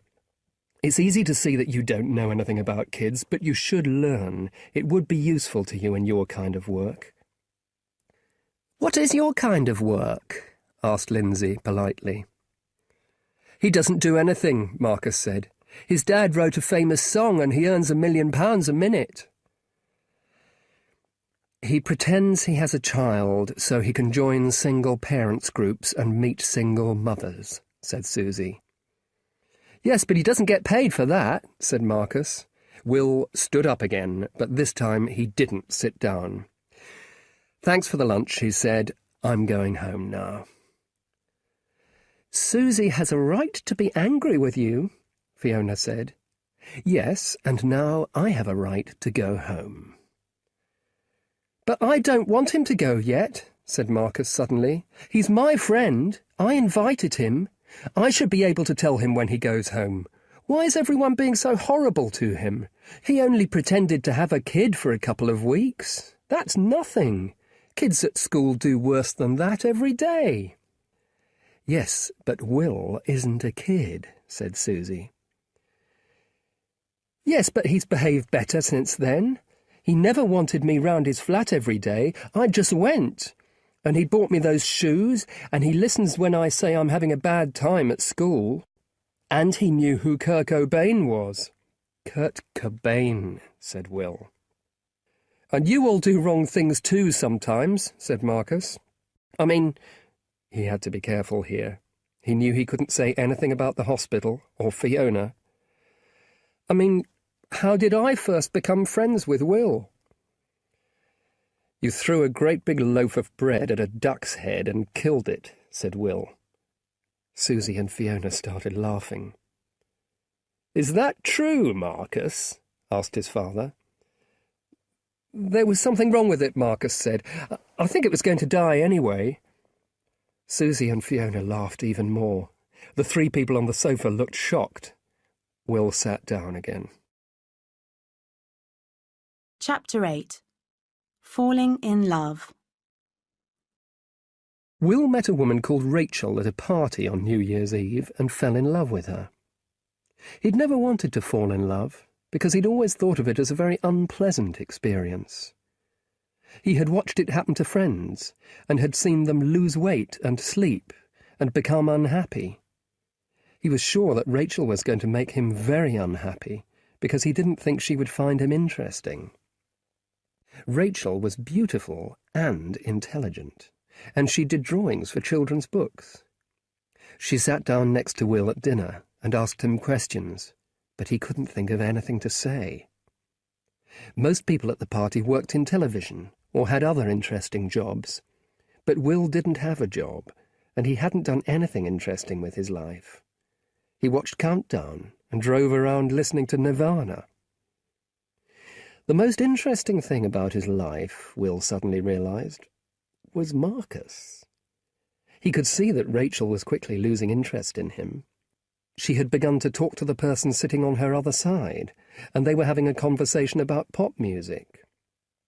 Rachel was saying that to her Nirvana sounded just like the 60s group Led Zeppelin. "I know a 12-year-old boy who would kill you for saying that," said Will. It wasn't true, of course. Marcus had only just started listening to Nirvana, and he didn't know anything about Led Zeppelin. But Rachel was interested. "So do I," she said. "Maybe they should meet. What's yours called?" "He's not mine exactly," Will thought. "Marcus." "Mine's Allie." "Right. And is Marcus's mother here tonight?" Will looked up and down the table. "No." It wasn't a lie. Fiona wasn't there. "You're not spending New Year's Eve with her?" "No, we don't live together." This wasn't a lie either. He didn't live with Fiona. He had never lived with Fiona, and he never intended to live with her in the future. How about Ali's dad? He lives in America. Right.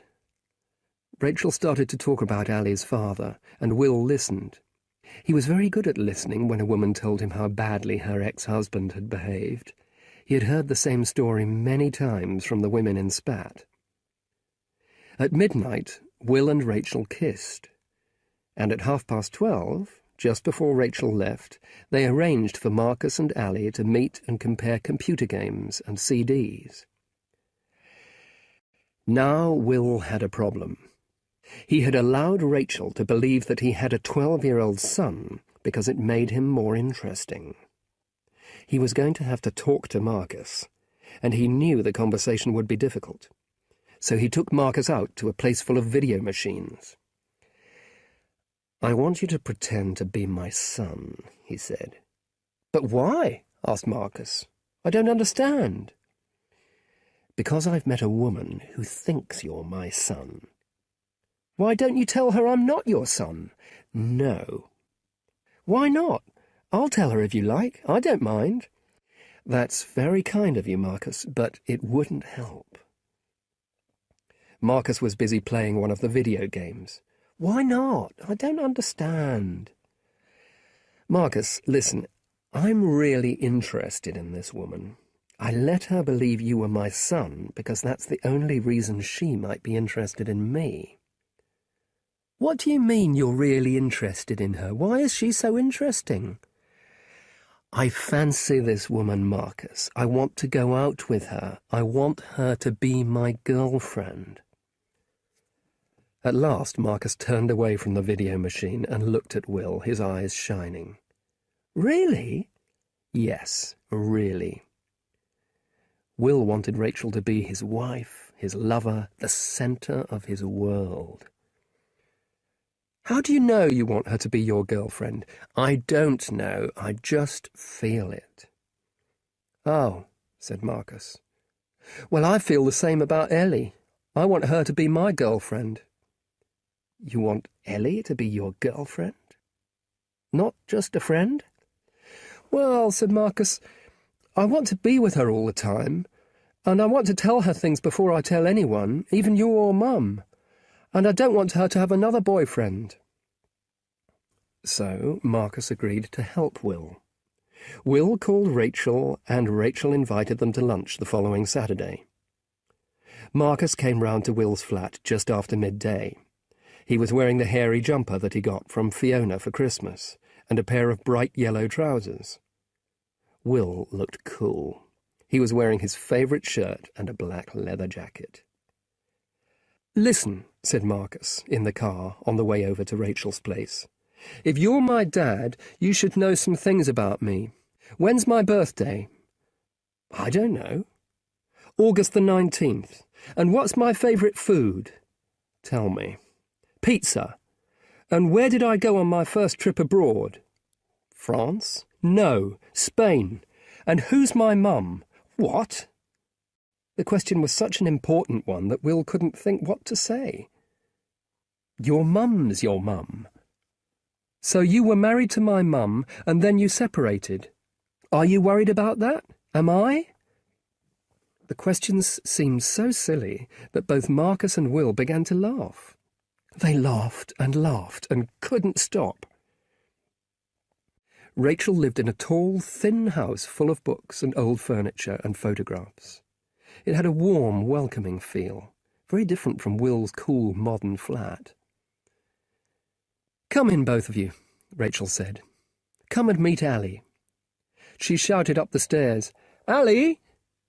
No reply. "Ali!" Still no reply. She looked at Will. He's got his headphones on. "Shall we go up?" They went upstairs. Ali's bedroom was typical of a 12-year-old boy, with large pictures of singers and sexy actresses on the wall. Ali was bent over his computer with his headphones on and didn't hear them come in.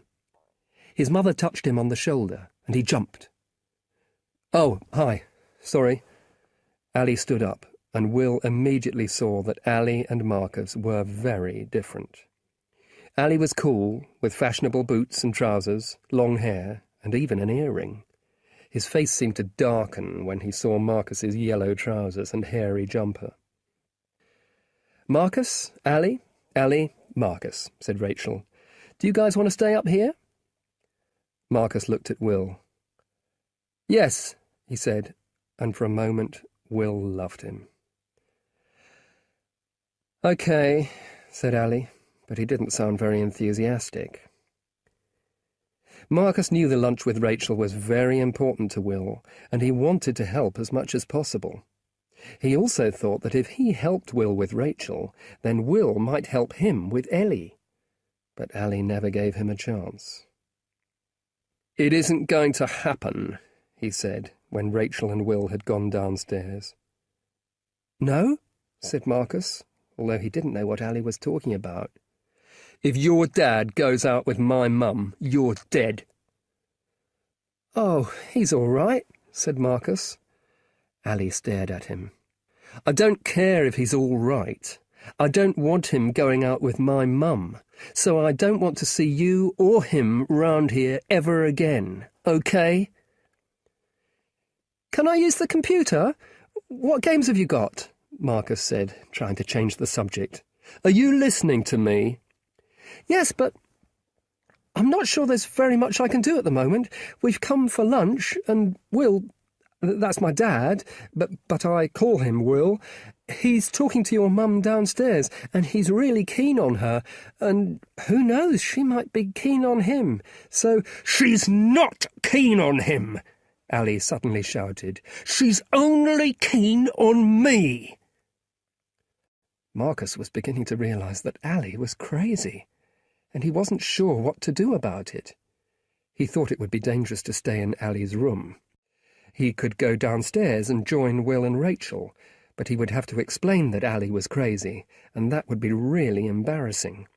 He decided to run downstairs and out of the front door and get a bus home. He was standing at a bus stop when Will drove up beside him and told him to get into the car. "What are you doing?" asked Will angrily. "What happened upstairs?" "Ali's crazy. He said he'd kill me if you went out with Rachel, and I believed him. He's really frightening. Where are we going now?" It was raining now, and the streets were full of traffic and people out shopping. Everywhere Marcus looked, there were people with long, wet hair. Back to Rachel's. "I don't want to go back there. She'll think I'm stupid." "She won't. She thought something like this might happen. She said Ali could be difficult sometimes. Anyway, he's crying like a 3-year-old child." "Really?" Suddenly Marcus felt better. He was quite happy to go back to Rachel's, he decided. "Ali has got something to say to you, Marcus," said Rachel when they walked in. "Sorry, Marcus," said Ali. "I didn't mean to say those things." Marcus wasn't sure if he believed Ali. How could you say that you were going to kill someone by mistake? But Ali was crying, and that made Marcus feel generous. "That's okay, Ali," he said. Rachel made Ali and Marcus shake hands. "Ali finds this kind of thing very difficult," she said. Will smiled. "It's okay," he said gently, and Rachel looked at him and smiled back. Suddenly Marcus could see why nice, attractive women like Rachel and Susie might like Will. He had a way of looking at them that he had never used on Marcus. There was something in his eyes, a kind of softness. Would Ellie like him if he did that? She'd probably hit him. "My last boyfriend was—" Anyway, he and Ali didn't like each other. "I'm sorry, I'm not comparing you to him. I have no idea whether— I don't know. I just thought on New Year's Eve— Oh, this is so embarrassing. It's all your fault, Ali. We shouldn't have to talk about this now." "It's okay," said Marcus brightly. "Will really fancies you. He told me. Chapter 9. Depressions. Will wanted to spend the rest of his life with Rachel, and he knew that he couldn't continue pretending to her that Marcus was his son. So he told her the truth one evening when they were having dinner in a Chinese restaurant. "Oh," said Rachel. "So who's his natural father?" "It's a guy called Clive who lives in Cambridge." "Right. And are you friendly with him?" "Yes. We spent Christmas together, actually." "So, if you're not Marcus's natural father, and you don't live with him, how is he your son?" "Yes," said Will. "It must look very confusing from the outside." "Tell me how it is on the inside." "It's just that kind of relationship. I'm old enough to be his father, he's old enough to be my son." "Did you ever live with Marcus's mother?" "No." "Listen, I never actually said he was my son. The words, 'I have a son called Marcus,' never passed my lips. That's what you chose to believe." "You mean I wanted to believe you had a son, so I just imagined it? I'm the one who was imagining things?" Clearly, Rachel thought that Will was crazy, but he felt she was beginning to see the funny side of the situation too. "But what about Marcus? You didn't just hire him for the afternoon. There's some kind of relationship there." So Will told her everything about Marcus. Nearly everything, anyway. He didn't tell her that he'd first met Marcus because he'd joined Spat. He didn't think she would understand about Spat. She might think he had some kind of problem. Rachel invited him back to her flat after the meal, and they sat drinking coffee out of big blue cups. "Why did you think Marcus would make you more interesting?" she asked. "Was I more interesting?" "Yes, I suppose you were." "Why?" "Because— You really want to know the truth? Because you seemed to be a shallow kind of person. You didn't do anything. You didn't seem to care about anything, or have much to say. And then, when you said you had a kid, I didn't actually say— I realized that I'd made a mistake about you. And I had made a mistake. You do care about Marcus, and you understand him, and you worry about him. You're not the shallow kind of guy I thought you were." Will knew that Rachel was trying to make him feel better about everything, but he still felt bad. He'd known Marcus for only a few months, so what about the 36 years before that? And he didn't want to be interesting only because of his relationship with Marcus. He wanted to be interesting for himself. Will was in love with Rachel, and everything had changed. For the first time in his life, he wanted to be deeply involved with someone. 3 or 4 weeks passed. Marcus saw Will, and he saw Ellie and Zoe at school. Will bought him some new glasses, and took him to have his hair cut, and played him some music by singers who he liked and Ellie didn't hate. He felt that he was changing, in his own body and in his head. And then his mum started crying again. Just like before, there didn't seem to be any reason for it. Finally, she started crying at breakfast again, and Marcus knew that things were serious and that they were in trouble. But one thing had changed for Marcus. When she had started crying at breakfast before, he had been alone. Now he had Will and Ellie. "My mum started crying again," he said to Will. It was a Thursday afternoon, and they were in Will's kitchen making toast. "Oh," said Will. "Are you worried about it?" "Of course. She's the same now as she was before. Worse." That wasn't true. Nothing could be worse than the last time, but he wanted to make sure Will knew it was serious. "So, what are you going to do?" Marcus had thought that Will would help him. That's what he wanted. Wasn't that what friends were for? "What am I going to do? What are you going to do?" "What am I going to do?" Will laughed, and then remembered that the situation wasn't funny. "Marcus, I can't do anything." "You could talk to her." "Why should she listen to me? Who am I? Nobody." "You're not nobody, you're—" "You come round here for a cup of tea after school, but that doesn't mean I can make your mum feel better. I know I can't." "I thought we were friends." "Yes, Marcus, we're friends. But I'm not your dad. I'm not your uncle. And I'm not your big brother.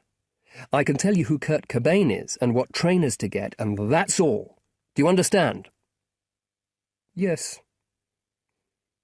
But on the way home, Marcus thought about the way Will had said, "Do you understand?" to end the conversation. He knew teachers said that, and parents said that, but he didn't think friends said that. He wasn't really surprised about Will. He thought of Ellie as his best friend more than Will, not just because he loved her and wanted to go out with her, but because she was always nice to him. Ellie had told him that she knew about his mum trying to kill herself. Ellie's mum was a friend of Susie's, and Susie had told her. But the next day, when Marcus went to find Ellie in her classroom at break time, she didn't seem very pleased to see him. Zoe was sitting next to her, holding her hand. "What's happened?" he asked. "Haven't you heard?" Marcus hated it when people said that to him, because he never had. "I don't think so." "Kurt Cobain." "What about him?" "He tried to kill himself. He took a lot of pills." "Is he all right?" "I think so. They pumped his stomach." "Good." "Nothing's good," said Ellie. "He'll do it, you know. In the end, they always do. He wants to die. It wasn't a cry for help. He hates this world." Marcus suddenly felt sick. He'd imagined having a conversation with Ellie about his mum, and Ellie making him feel better. But it wasn't like that at all. "How do you know?" "You don't know him," said Ellie. "You don't know him," Marcus shouted. "He's not even a real person. He's just a singer. He's just someone on a sweatshirt. It's not like he's anyone's mum." "No, but he's someone's dad," said Ellie. "He's got a beautiful little girl, and he still wants to die." Marcus was very upset. He turned round and ran out. Did his mum feel the same way as Kurt Cobain? He went to the boys' toilets and shut himself inside the end toilet because it had hot water pipes running along the wall and you could sit on them. After a few minutes, someone came in and started kicking on the door. "Are you in there, Marcus?" said Ellie. "I'm sorry, I'd forgotten about your mum. It's okay, she's not like Kurt. She's not going to try to kill herself again." He paused for a moment, then unlocked the door and looked out. "How do you know?" "Because you're right about him. He's not a real person." "You're only saying that to make me feel better." "Okay, he's a real person, but he's a different kind of real person. He's like James Dean and Marilyn Monroe and Jimi Hendrix and all those people. He's not like your mum. You think I know things, but I don't. I don't know why Kurt Cobain feels like he does, or why your mum feels like she does. And I don't know what it feels like to be you. Quite frightening, I should think." "Yes." Marcus started to cry then. It wasn't noisy crying. His eyes just filled with tears and they ran down his face. But it was still embarrassing. He'd never thought he'd cry in front of Ellie. She came in and put her arm around him. "Don't listen to me. You know more than I do. You should be telling me things. They sat on the hot water pipes together in silence, moving when they got too hot, and waited until they felt like going back into the world. Will knew that he should do something about Fiona, and that he'd behaved badly towards Marcus. He was older than Marcus. He knew more. He should get involved, help the kid, look after him. But he didn't want to have a conversation with Fiona about her depression. She would ask him what the meaning of life was, ask him why she should go on living. And Will couldn't tell her what the meaning was because he didn't know. But Fiona was lost and unhappy. And if he told her that life had no meaning, she might actually kill herself. He decided to talk to Rachel about Fiona.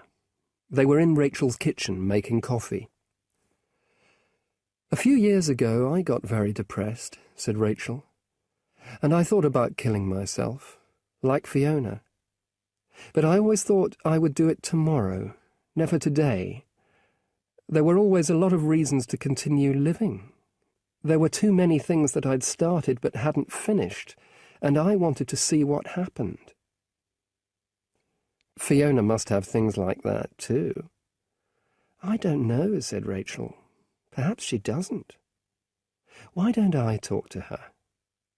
"You? She doesn't know you. It doesn't matter. And maybe you could learn to help her too if I showed you how. It's not so bad." "Okay," said Will, but he didn't want to think about Fiona just at that moment. He couldn't remember ever feeling as happy as he did with Rachel. Chapter 10. A Trip to Cambridge. It was spring, and the days were getting longer. Now Marcus was able to walk home from Will's flat in the late afternoon sunshine. He began to feel better about things. Then his dad fell down some steps and broke his arm. "You'll have to go up to Cambridge and see him," said his mum. "I'm not going while you're like this." "Like what?" "Crying all the time." "I'm okay. Well, I'm not okay, but I'm not going to do anything silly, I promise." "But why do I have to go and see him?" "He was asking for you. He's lucky he didn't hurt himself really badly. Maybe he's having a big think about his life." That made Marcus angry. He went and sat in his room. Why had his dad never had a big think about his life before? And why did he only want to see his son when he'd broken his arm? What about all the hundreds of days when his arm was all right, and Marcus had heard nothing from him? He went downstairs again. "I'm not going," he told his mum. "He makes me sick." But the next day, when he told Ellie about his dad, he began to change his mind. "You should go and see him," said Ellie. "Tell him what you think of him. I'll come with you if you like." Marcus thought how nice it would be to have a whole hour with Ellie on the train to Cambridge. "Will you come with me really, Ellie?" "Yes, of course, if you want me to. It would be fun. I'll know what to say to him." Marcus didn't stop to think about what Ellie was going to say to his father. He'd worry about that later. "So shall we go next week, then?" It was nearly Easter, and they were on holiday from school next week, so they could stay in Cambridge for the night if they wanted to. "Yes, cool. We'll have a great time." Marcus and Ellie arranged to meet at King's Cross Station in North London, where they would catch the train to Cambridge. Fiona wanted to come to the station with him, but he didn't want her to see Ellie. "It would be too sad," he told her. "I don't want to say goodbye to you there." So Fiona and Marcus walked from their flat to Holloway Road Underground Station and said goodbye in the entrance. Fiona gave Marcus an enormous hug, while everyone around them watched. The underground train wasn't crowded. It was the middle of the afternoon, and there was only one other person in the same part of the train, an old guy reading a newspaper. He was looking at the back page, so Marcus could see the front. The photo seemed so familiar that for a moment he thought it was a picture of someone he knew, like a member of the family. But none of his relatives had long blonde hair and half a beard. He knew who it was now. He saw the same picture every day of the week on Ellie's sweatshirt. He felt hot all over. He didn't even need to read the old guy's paper, but he did. "Rock star Cobain, dead," it said in big letters, and then underneath, in smaller writing, "Nirvana singer, 27, shoots himself." Marcus thought and felt a lot of things at the same time. He wondered whether Ellie had seen the paper yet, and how she would be when she found out. He wondered if his mum was okay, although he knew there was no connection between his mum and Kurt Cobain, because his mum was a real person and Kurt Cobain wasn't. Then he felt confused, because the newspaper had turned Kurt Cobain into a real person. And then he felt very sad. Sad for Ellie. Sad for Kurt Cobain's wife and little girl. Sad for his mum. Sad for himself. And then he was at King's Cross, and he had to get off the train.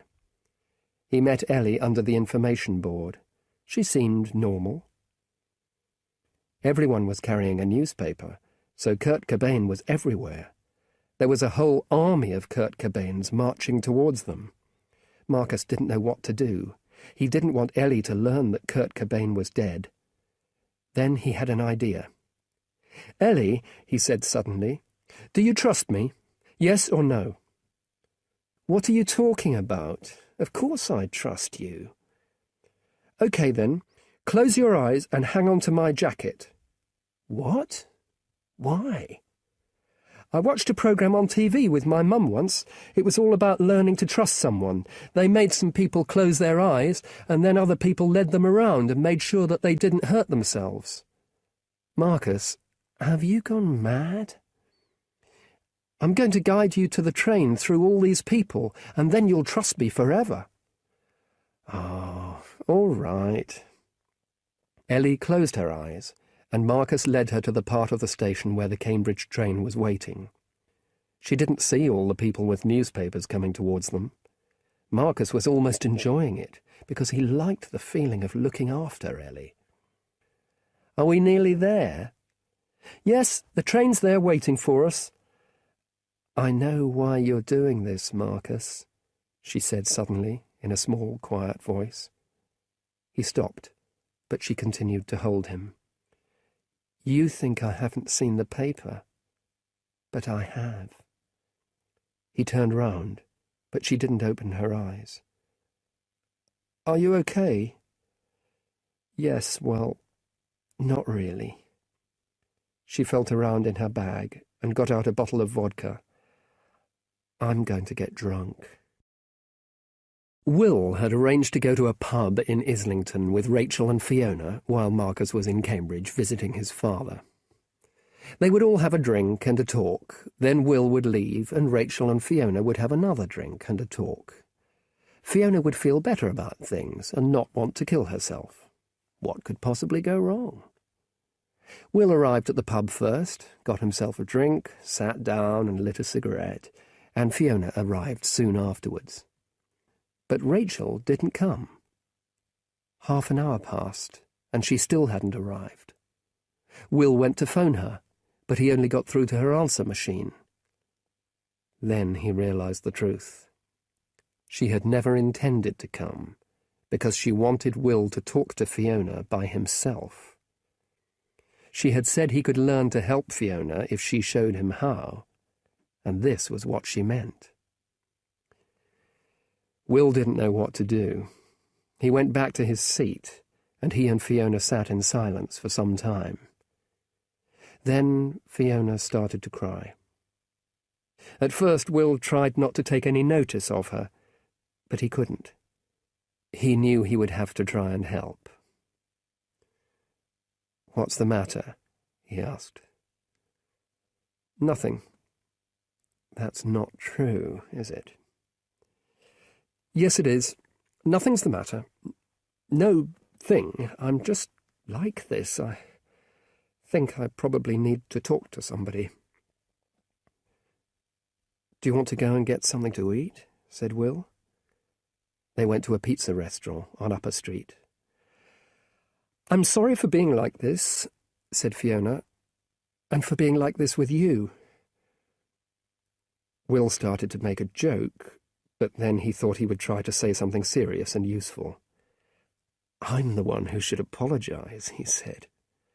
I want to help, but I know I won't be able to. I haven't got the answers to anything. I don't need answers, said Fiona. I know there's nothing you can do. I'm depressed. It's an illness. It just started. Well, that's not true. There were some things that happened. Suddenly, Fiona started talking about her problems. It was much easier than Will had thought. He just had to listen and ask the right questions. He'd done it before, lots of times, with Angie and Susie and Rachel, but that was for a reason. This was different. He didn't want to sleep with Fiona, but he did want to make her feel better. He learnt a lot of things about her. He learnt that she hadn't really wanted to be a mother, and that sometimes she hated Marcus. He learnt that she was worried about not having a relationship, and that her last birthday had depressed her because she hadn't been anywhere or done anything. There was no one terrible cause of Fiona's unhappiness, or an awful dark secret in her life. They got a taxi back to Fiona's place. The taxi driver was listening to the radio, and Will suddenly realized that it was a discussion about Kurt Cobain. "What's happened to him?" Will asked. "He shot himself in the head. He's dead." Will wasn't surprised, and he was too old to be shocked. It wasn't unusual for pop stars to kill themselves, but then he thought about Marcus and Ellie, and that worried him. What would they think? "Isn't he the singer Marcus liked?" Fiona asked him. "Yes." Suddenly Will was afraid. He didn't know why, but he had a strange feeling that Marcus might be in trouble. "Can I come in with you?" he asked Fiona when they arrived at her house. "Perhaps Marcus has left a message on your answer machine. I just want to hear that he's okay." There was a message from Marcus, but he didn't sound okay. He was calling from a police station in a town called Royston, and he sounded frightened and lonely. Ellie had started drinking vodka on the train, and Marcus was feeling very tired. Whenever people stared at her, she started shouting at them and saying that she would stop the train. Marcus was beginning to realize that he didn't actually want Ellie to be his girlfriend. She was funny and pretty and clever, but she just wasn't the right kind of person for him. He needed to be with someone quieter, someone who liked reading and computer games. Ellie's behavior was frightening and embarrassing. "Why does Kurt Cobain's death matter so much?" he asked her quietly. "I loved him." "You didn't know him." "Of course I knew him.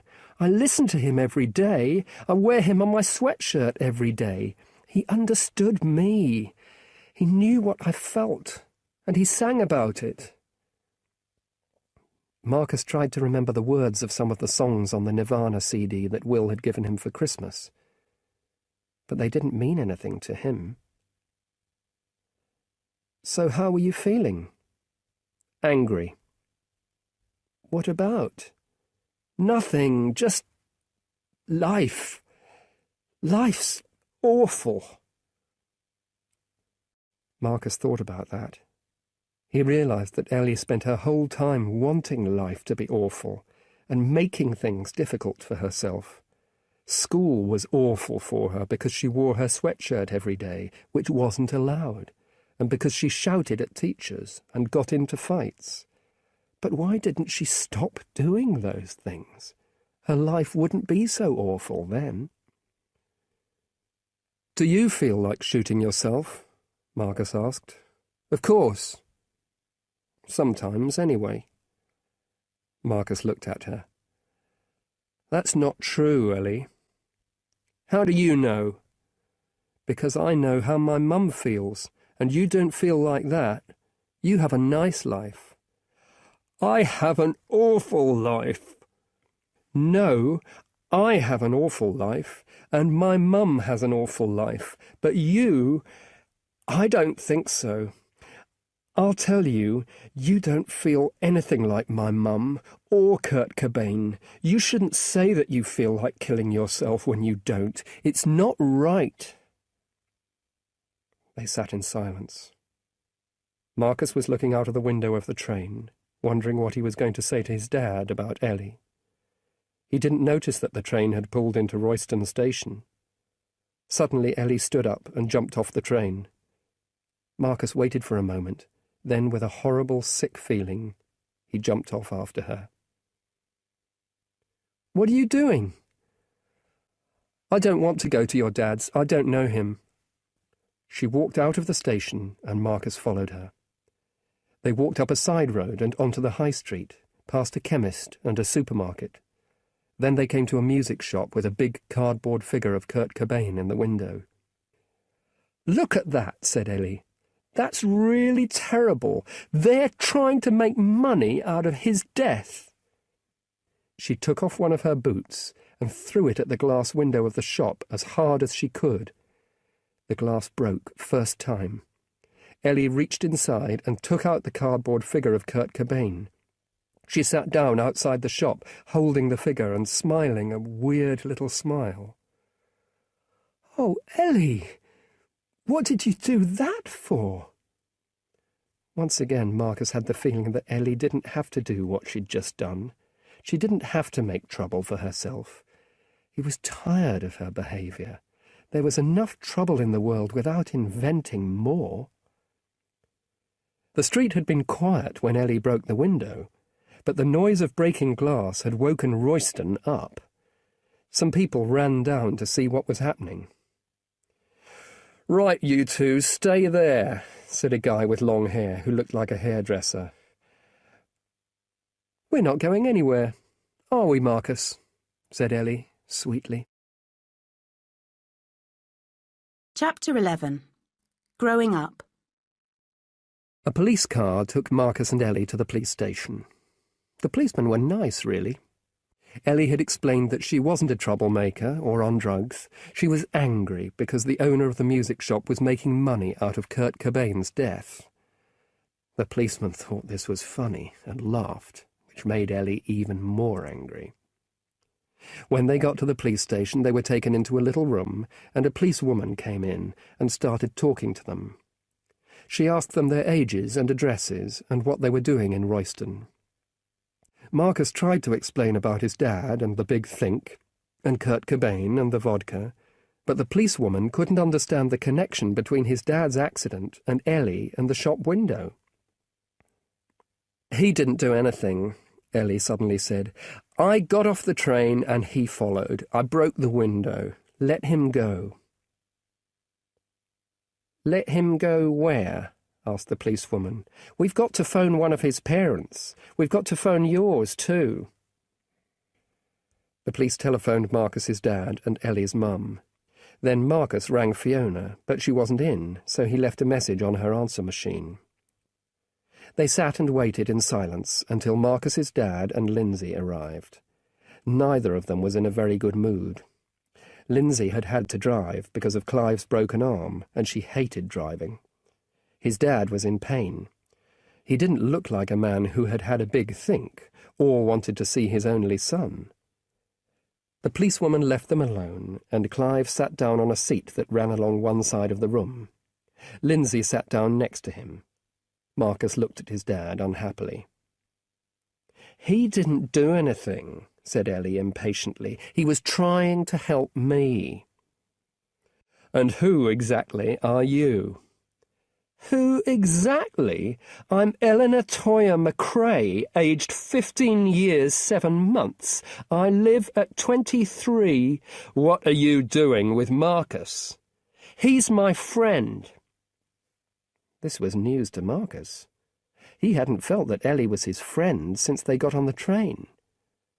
"He asked me to come with him to Cambridge because he wasn't looking forward to talking to you." Marcus put his head in his hands. He was suddenly very, very tired.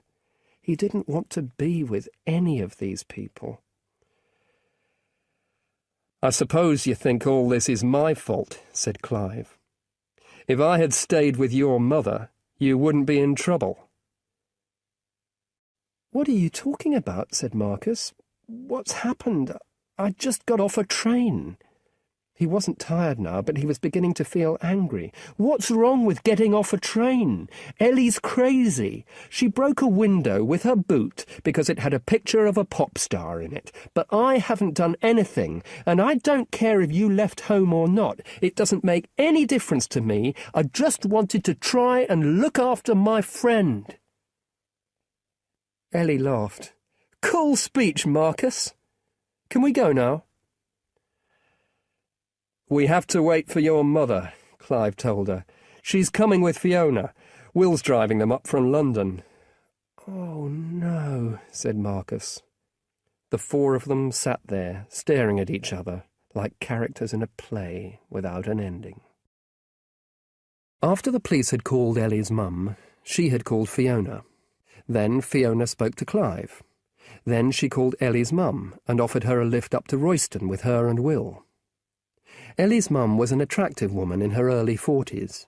She didn't seem surprised or upset about her daughter's problems. When Will, Fiona and Ellie's mum arrived at the police station in Royston, Clive and Lindsay were staring angrily at Marcus. Marcus was staring angrily at the wall, and Ellie was staring angrily at everyone. "Can we go now?" Will asked the policewoman. "Not yet. We're waiting for the shop owner to come. It's something we're trying here. Criminals meet the victims of their crimes so they understand the effects of their actions." "Good," said Ellie. "I want to see what this person's like." A nervous-looking young woman in her 20s was shown into the room. She was wearing a Kurt Cobain sweatshirt and lots of black eye makeup, and she looked like Ellie's older sister. "This is Ruth, who owns the shop. This is the young lady who broke your window," said the policewoman. Ellie looked at Ruth, very surprised. "Did they tell you to look like me?" she said. "Do I look like you?" Ruth asked.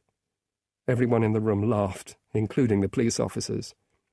"You put that picture in the window to make money," said Ellie, but she didn't sound as confident as before. "Which picture?" "The picture of Kurt. That's always been there. I think he's great." "Is that why you broke the window? Because you thought I was trying to make money out of Kurt's death?" "Yes." "Today has been the saddest day of my life, and then a stupid little girl breaks my window because she thinks I'm trying to get money out of people. Just grow up." Ellie was very embarrassed and didn't know what to say. "I'm sorry," she whispered. "All right," said Ruth. "Come here." She opened her arms, and Ellie stood up, walked over to her, and hugged her. Suddenly, Fiona, who had been very quiet, got up too, walked around the table, and put her arms round Marcus. "I haven't been a good mother to him," she said to the policewoman who had been looking after them. "I haven't been noticing things. I know I don't deserve another chance, but I'm asking for one. If you give us another chance, you won't be sorry." "We don't need another chance, Mum," said Marcus. "I haven't done anything wrong. I only got off a train." But Fiona took no notice of Marcus. She was mad, thought Will, and she was saying crazy things, and nothing could stop her. But he knew she had suddenly realised that she had to do something for her son, and if she was thinking that, then she wasn't going to try and kill herself again. "Please let Marcus go," Fiona said, and put her face in Marcus's neck. But Marcus shook her off and moved away from her and towards Will. "You're mad, Mum. I can't believe how mad both my parents are," he said with real feeling. Will looked at this strange little group and tried to make some sense of it. He couldn't understand these people. He hadn't known some of them before today. He had known some of them for only a short time, and he couldn't say that he knew them well. But here they were anyway, one of them holding a cardboard figure of Kurt Cobain, one of them crying, one with a broken arm, all connected to each other in different ways. Will couldn't remember being involved in this kind of situation before. He was looking at real life and seeing what it was like to be human. It wasn't too bad, really. Marcus went to stay with his dad and Lindsay in Cambridge that night. In the car, Clive complained a lot about Ellie and what had happened. Why did Marcus want to be involved with someone like that? Why hadn't he tried to stop her? Marcus didn't say anything, and finally his father was quiet. Later, when Lindsay had gone to bed, he and Marcus talked. "I've had a big think, since my accident," said Clive. "I know I haven't been a very good father, and you need a father, don't you? I can see that now." "Why do you think I need a father now? I'm doing okay without one." "It doesn't look like it." "What, because Ellie broke a window? No, really, I am doing okay. Maybe I'm doing better. It's hard with Mum, but this year at school, I can't explain it, but I feel safer than before, because I know more people. I was really frightened because I didn't think 2 people were enough, but now there aren't only 2, there are lots." "You mean Ellie and Will and people like that?" "Yes." "It was wrong of me to leave you," said his dad. "That's what my big think was about." "It doesn't matter, Dad. I know where you are if things get bad. I'm okay, really. Fine people. I'll be all right." And he would be right. He knew it. He didn't know whether Ellie would be, because she didn't think about things very hard. And he didn't know if his mum would be, because she wasn't very strong a lot of the time. But he was sure he could in ways that they couldn't. He could go to school because he knew what to do, and he had learnt who you trust, who you couldn't. They talked a bit longer about Lindsay and how she wanted a baby, and how Dad couldn't decide, and whether Marcus would mind if they had one, and Marcus said he liked babies. And then his dad gave him a hug, and he went to bed. In the morning, his dad and Lindsay took him to the station and gave him enough money for a taxi from King's Cross back to the flat. Will knew that his feelings for Rachel had changed his life. Will knew that his feelings for Rachel, he wanted her so much that it frightened him. He was terribly afraid of losing her. Perhaps she would get with him or someone else. Who want to get involved with other people now. Involved with Rachel, and he deeply involved with Rachel, and he couldn't go back. He wanted to be an important part of her life, and to make her think of him as a responsible person. So he started taking Allie and Marcus out on Sundays, sometimes to games, usually to football games, but usually to the cinema and McDonald's. In some ways, Marcus seemed older than Allie now. He dressed better. He had won the argument with his mother about whether he could go shopping with Will, and he had his hair cut regularly. He was still good friends with Ellie and Zoe, but he was more careful about what he said to them, and they didn't laugh at him as much. It was strange. Will missed him. Marcus was the only person in the world who might be able to give him advice, but Marcus, the old Marcus, was disappearing. "Are you going to marry my mum?" Ali asked one day when they were eating chips at McDonald's. "I used to want him to marry my mum," said Marcus.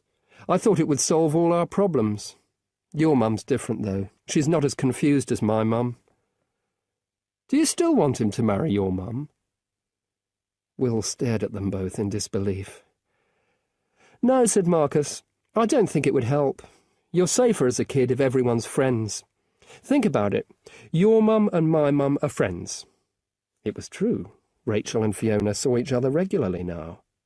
"And Will sees my mum, and I see you, and Ellie, and Zoe, and Lindsay, and my dad.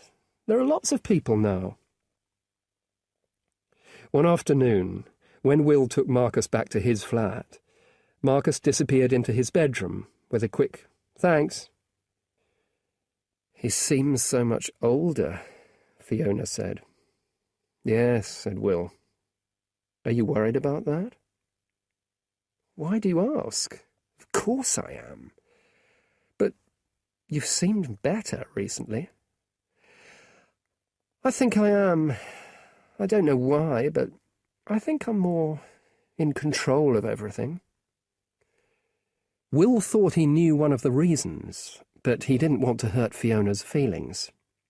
The truth was that the new Marcus wasn't so difficult to look after. He had friends, and he could look after himself. He was just like every other 12-year-old boy. Marcus came out of his room. "I'm bored. Can I get a video?" Will decided to give Marcus a little test. "Hey, Fiona, why don't you get your music out and we can all sing a Joni Mitchell song?" "Would you like to?" asked Fiona. "Yes, of course." But Will was watching Marcus's face carefully.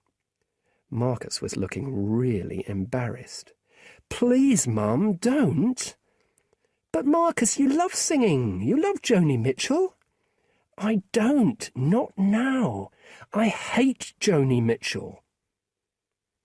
Will knew then, without any doubt, that Marcus would be okay.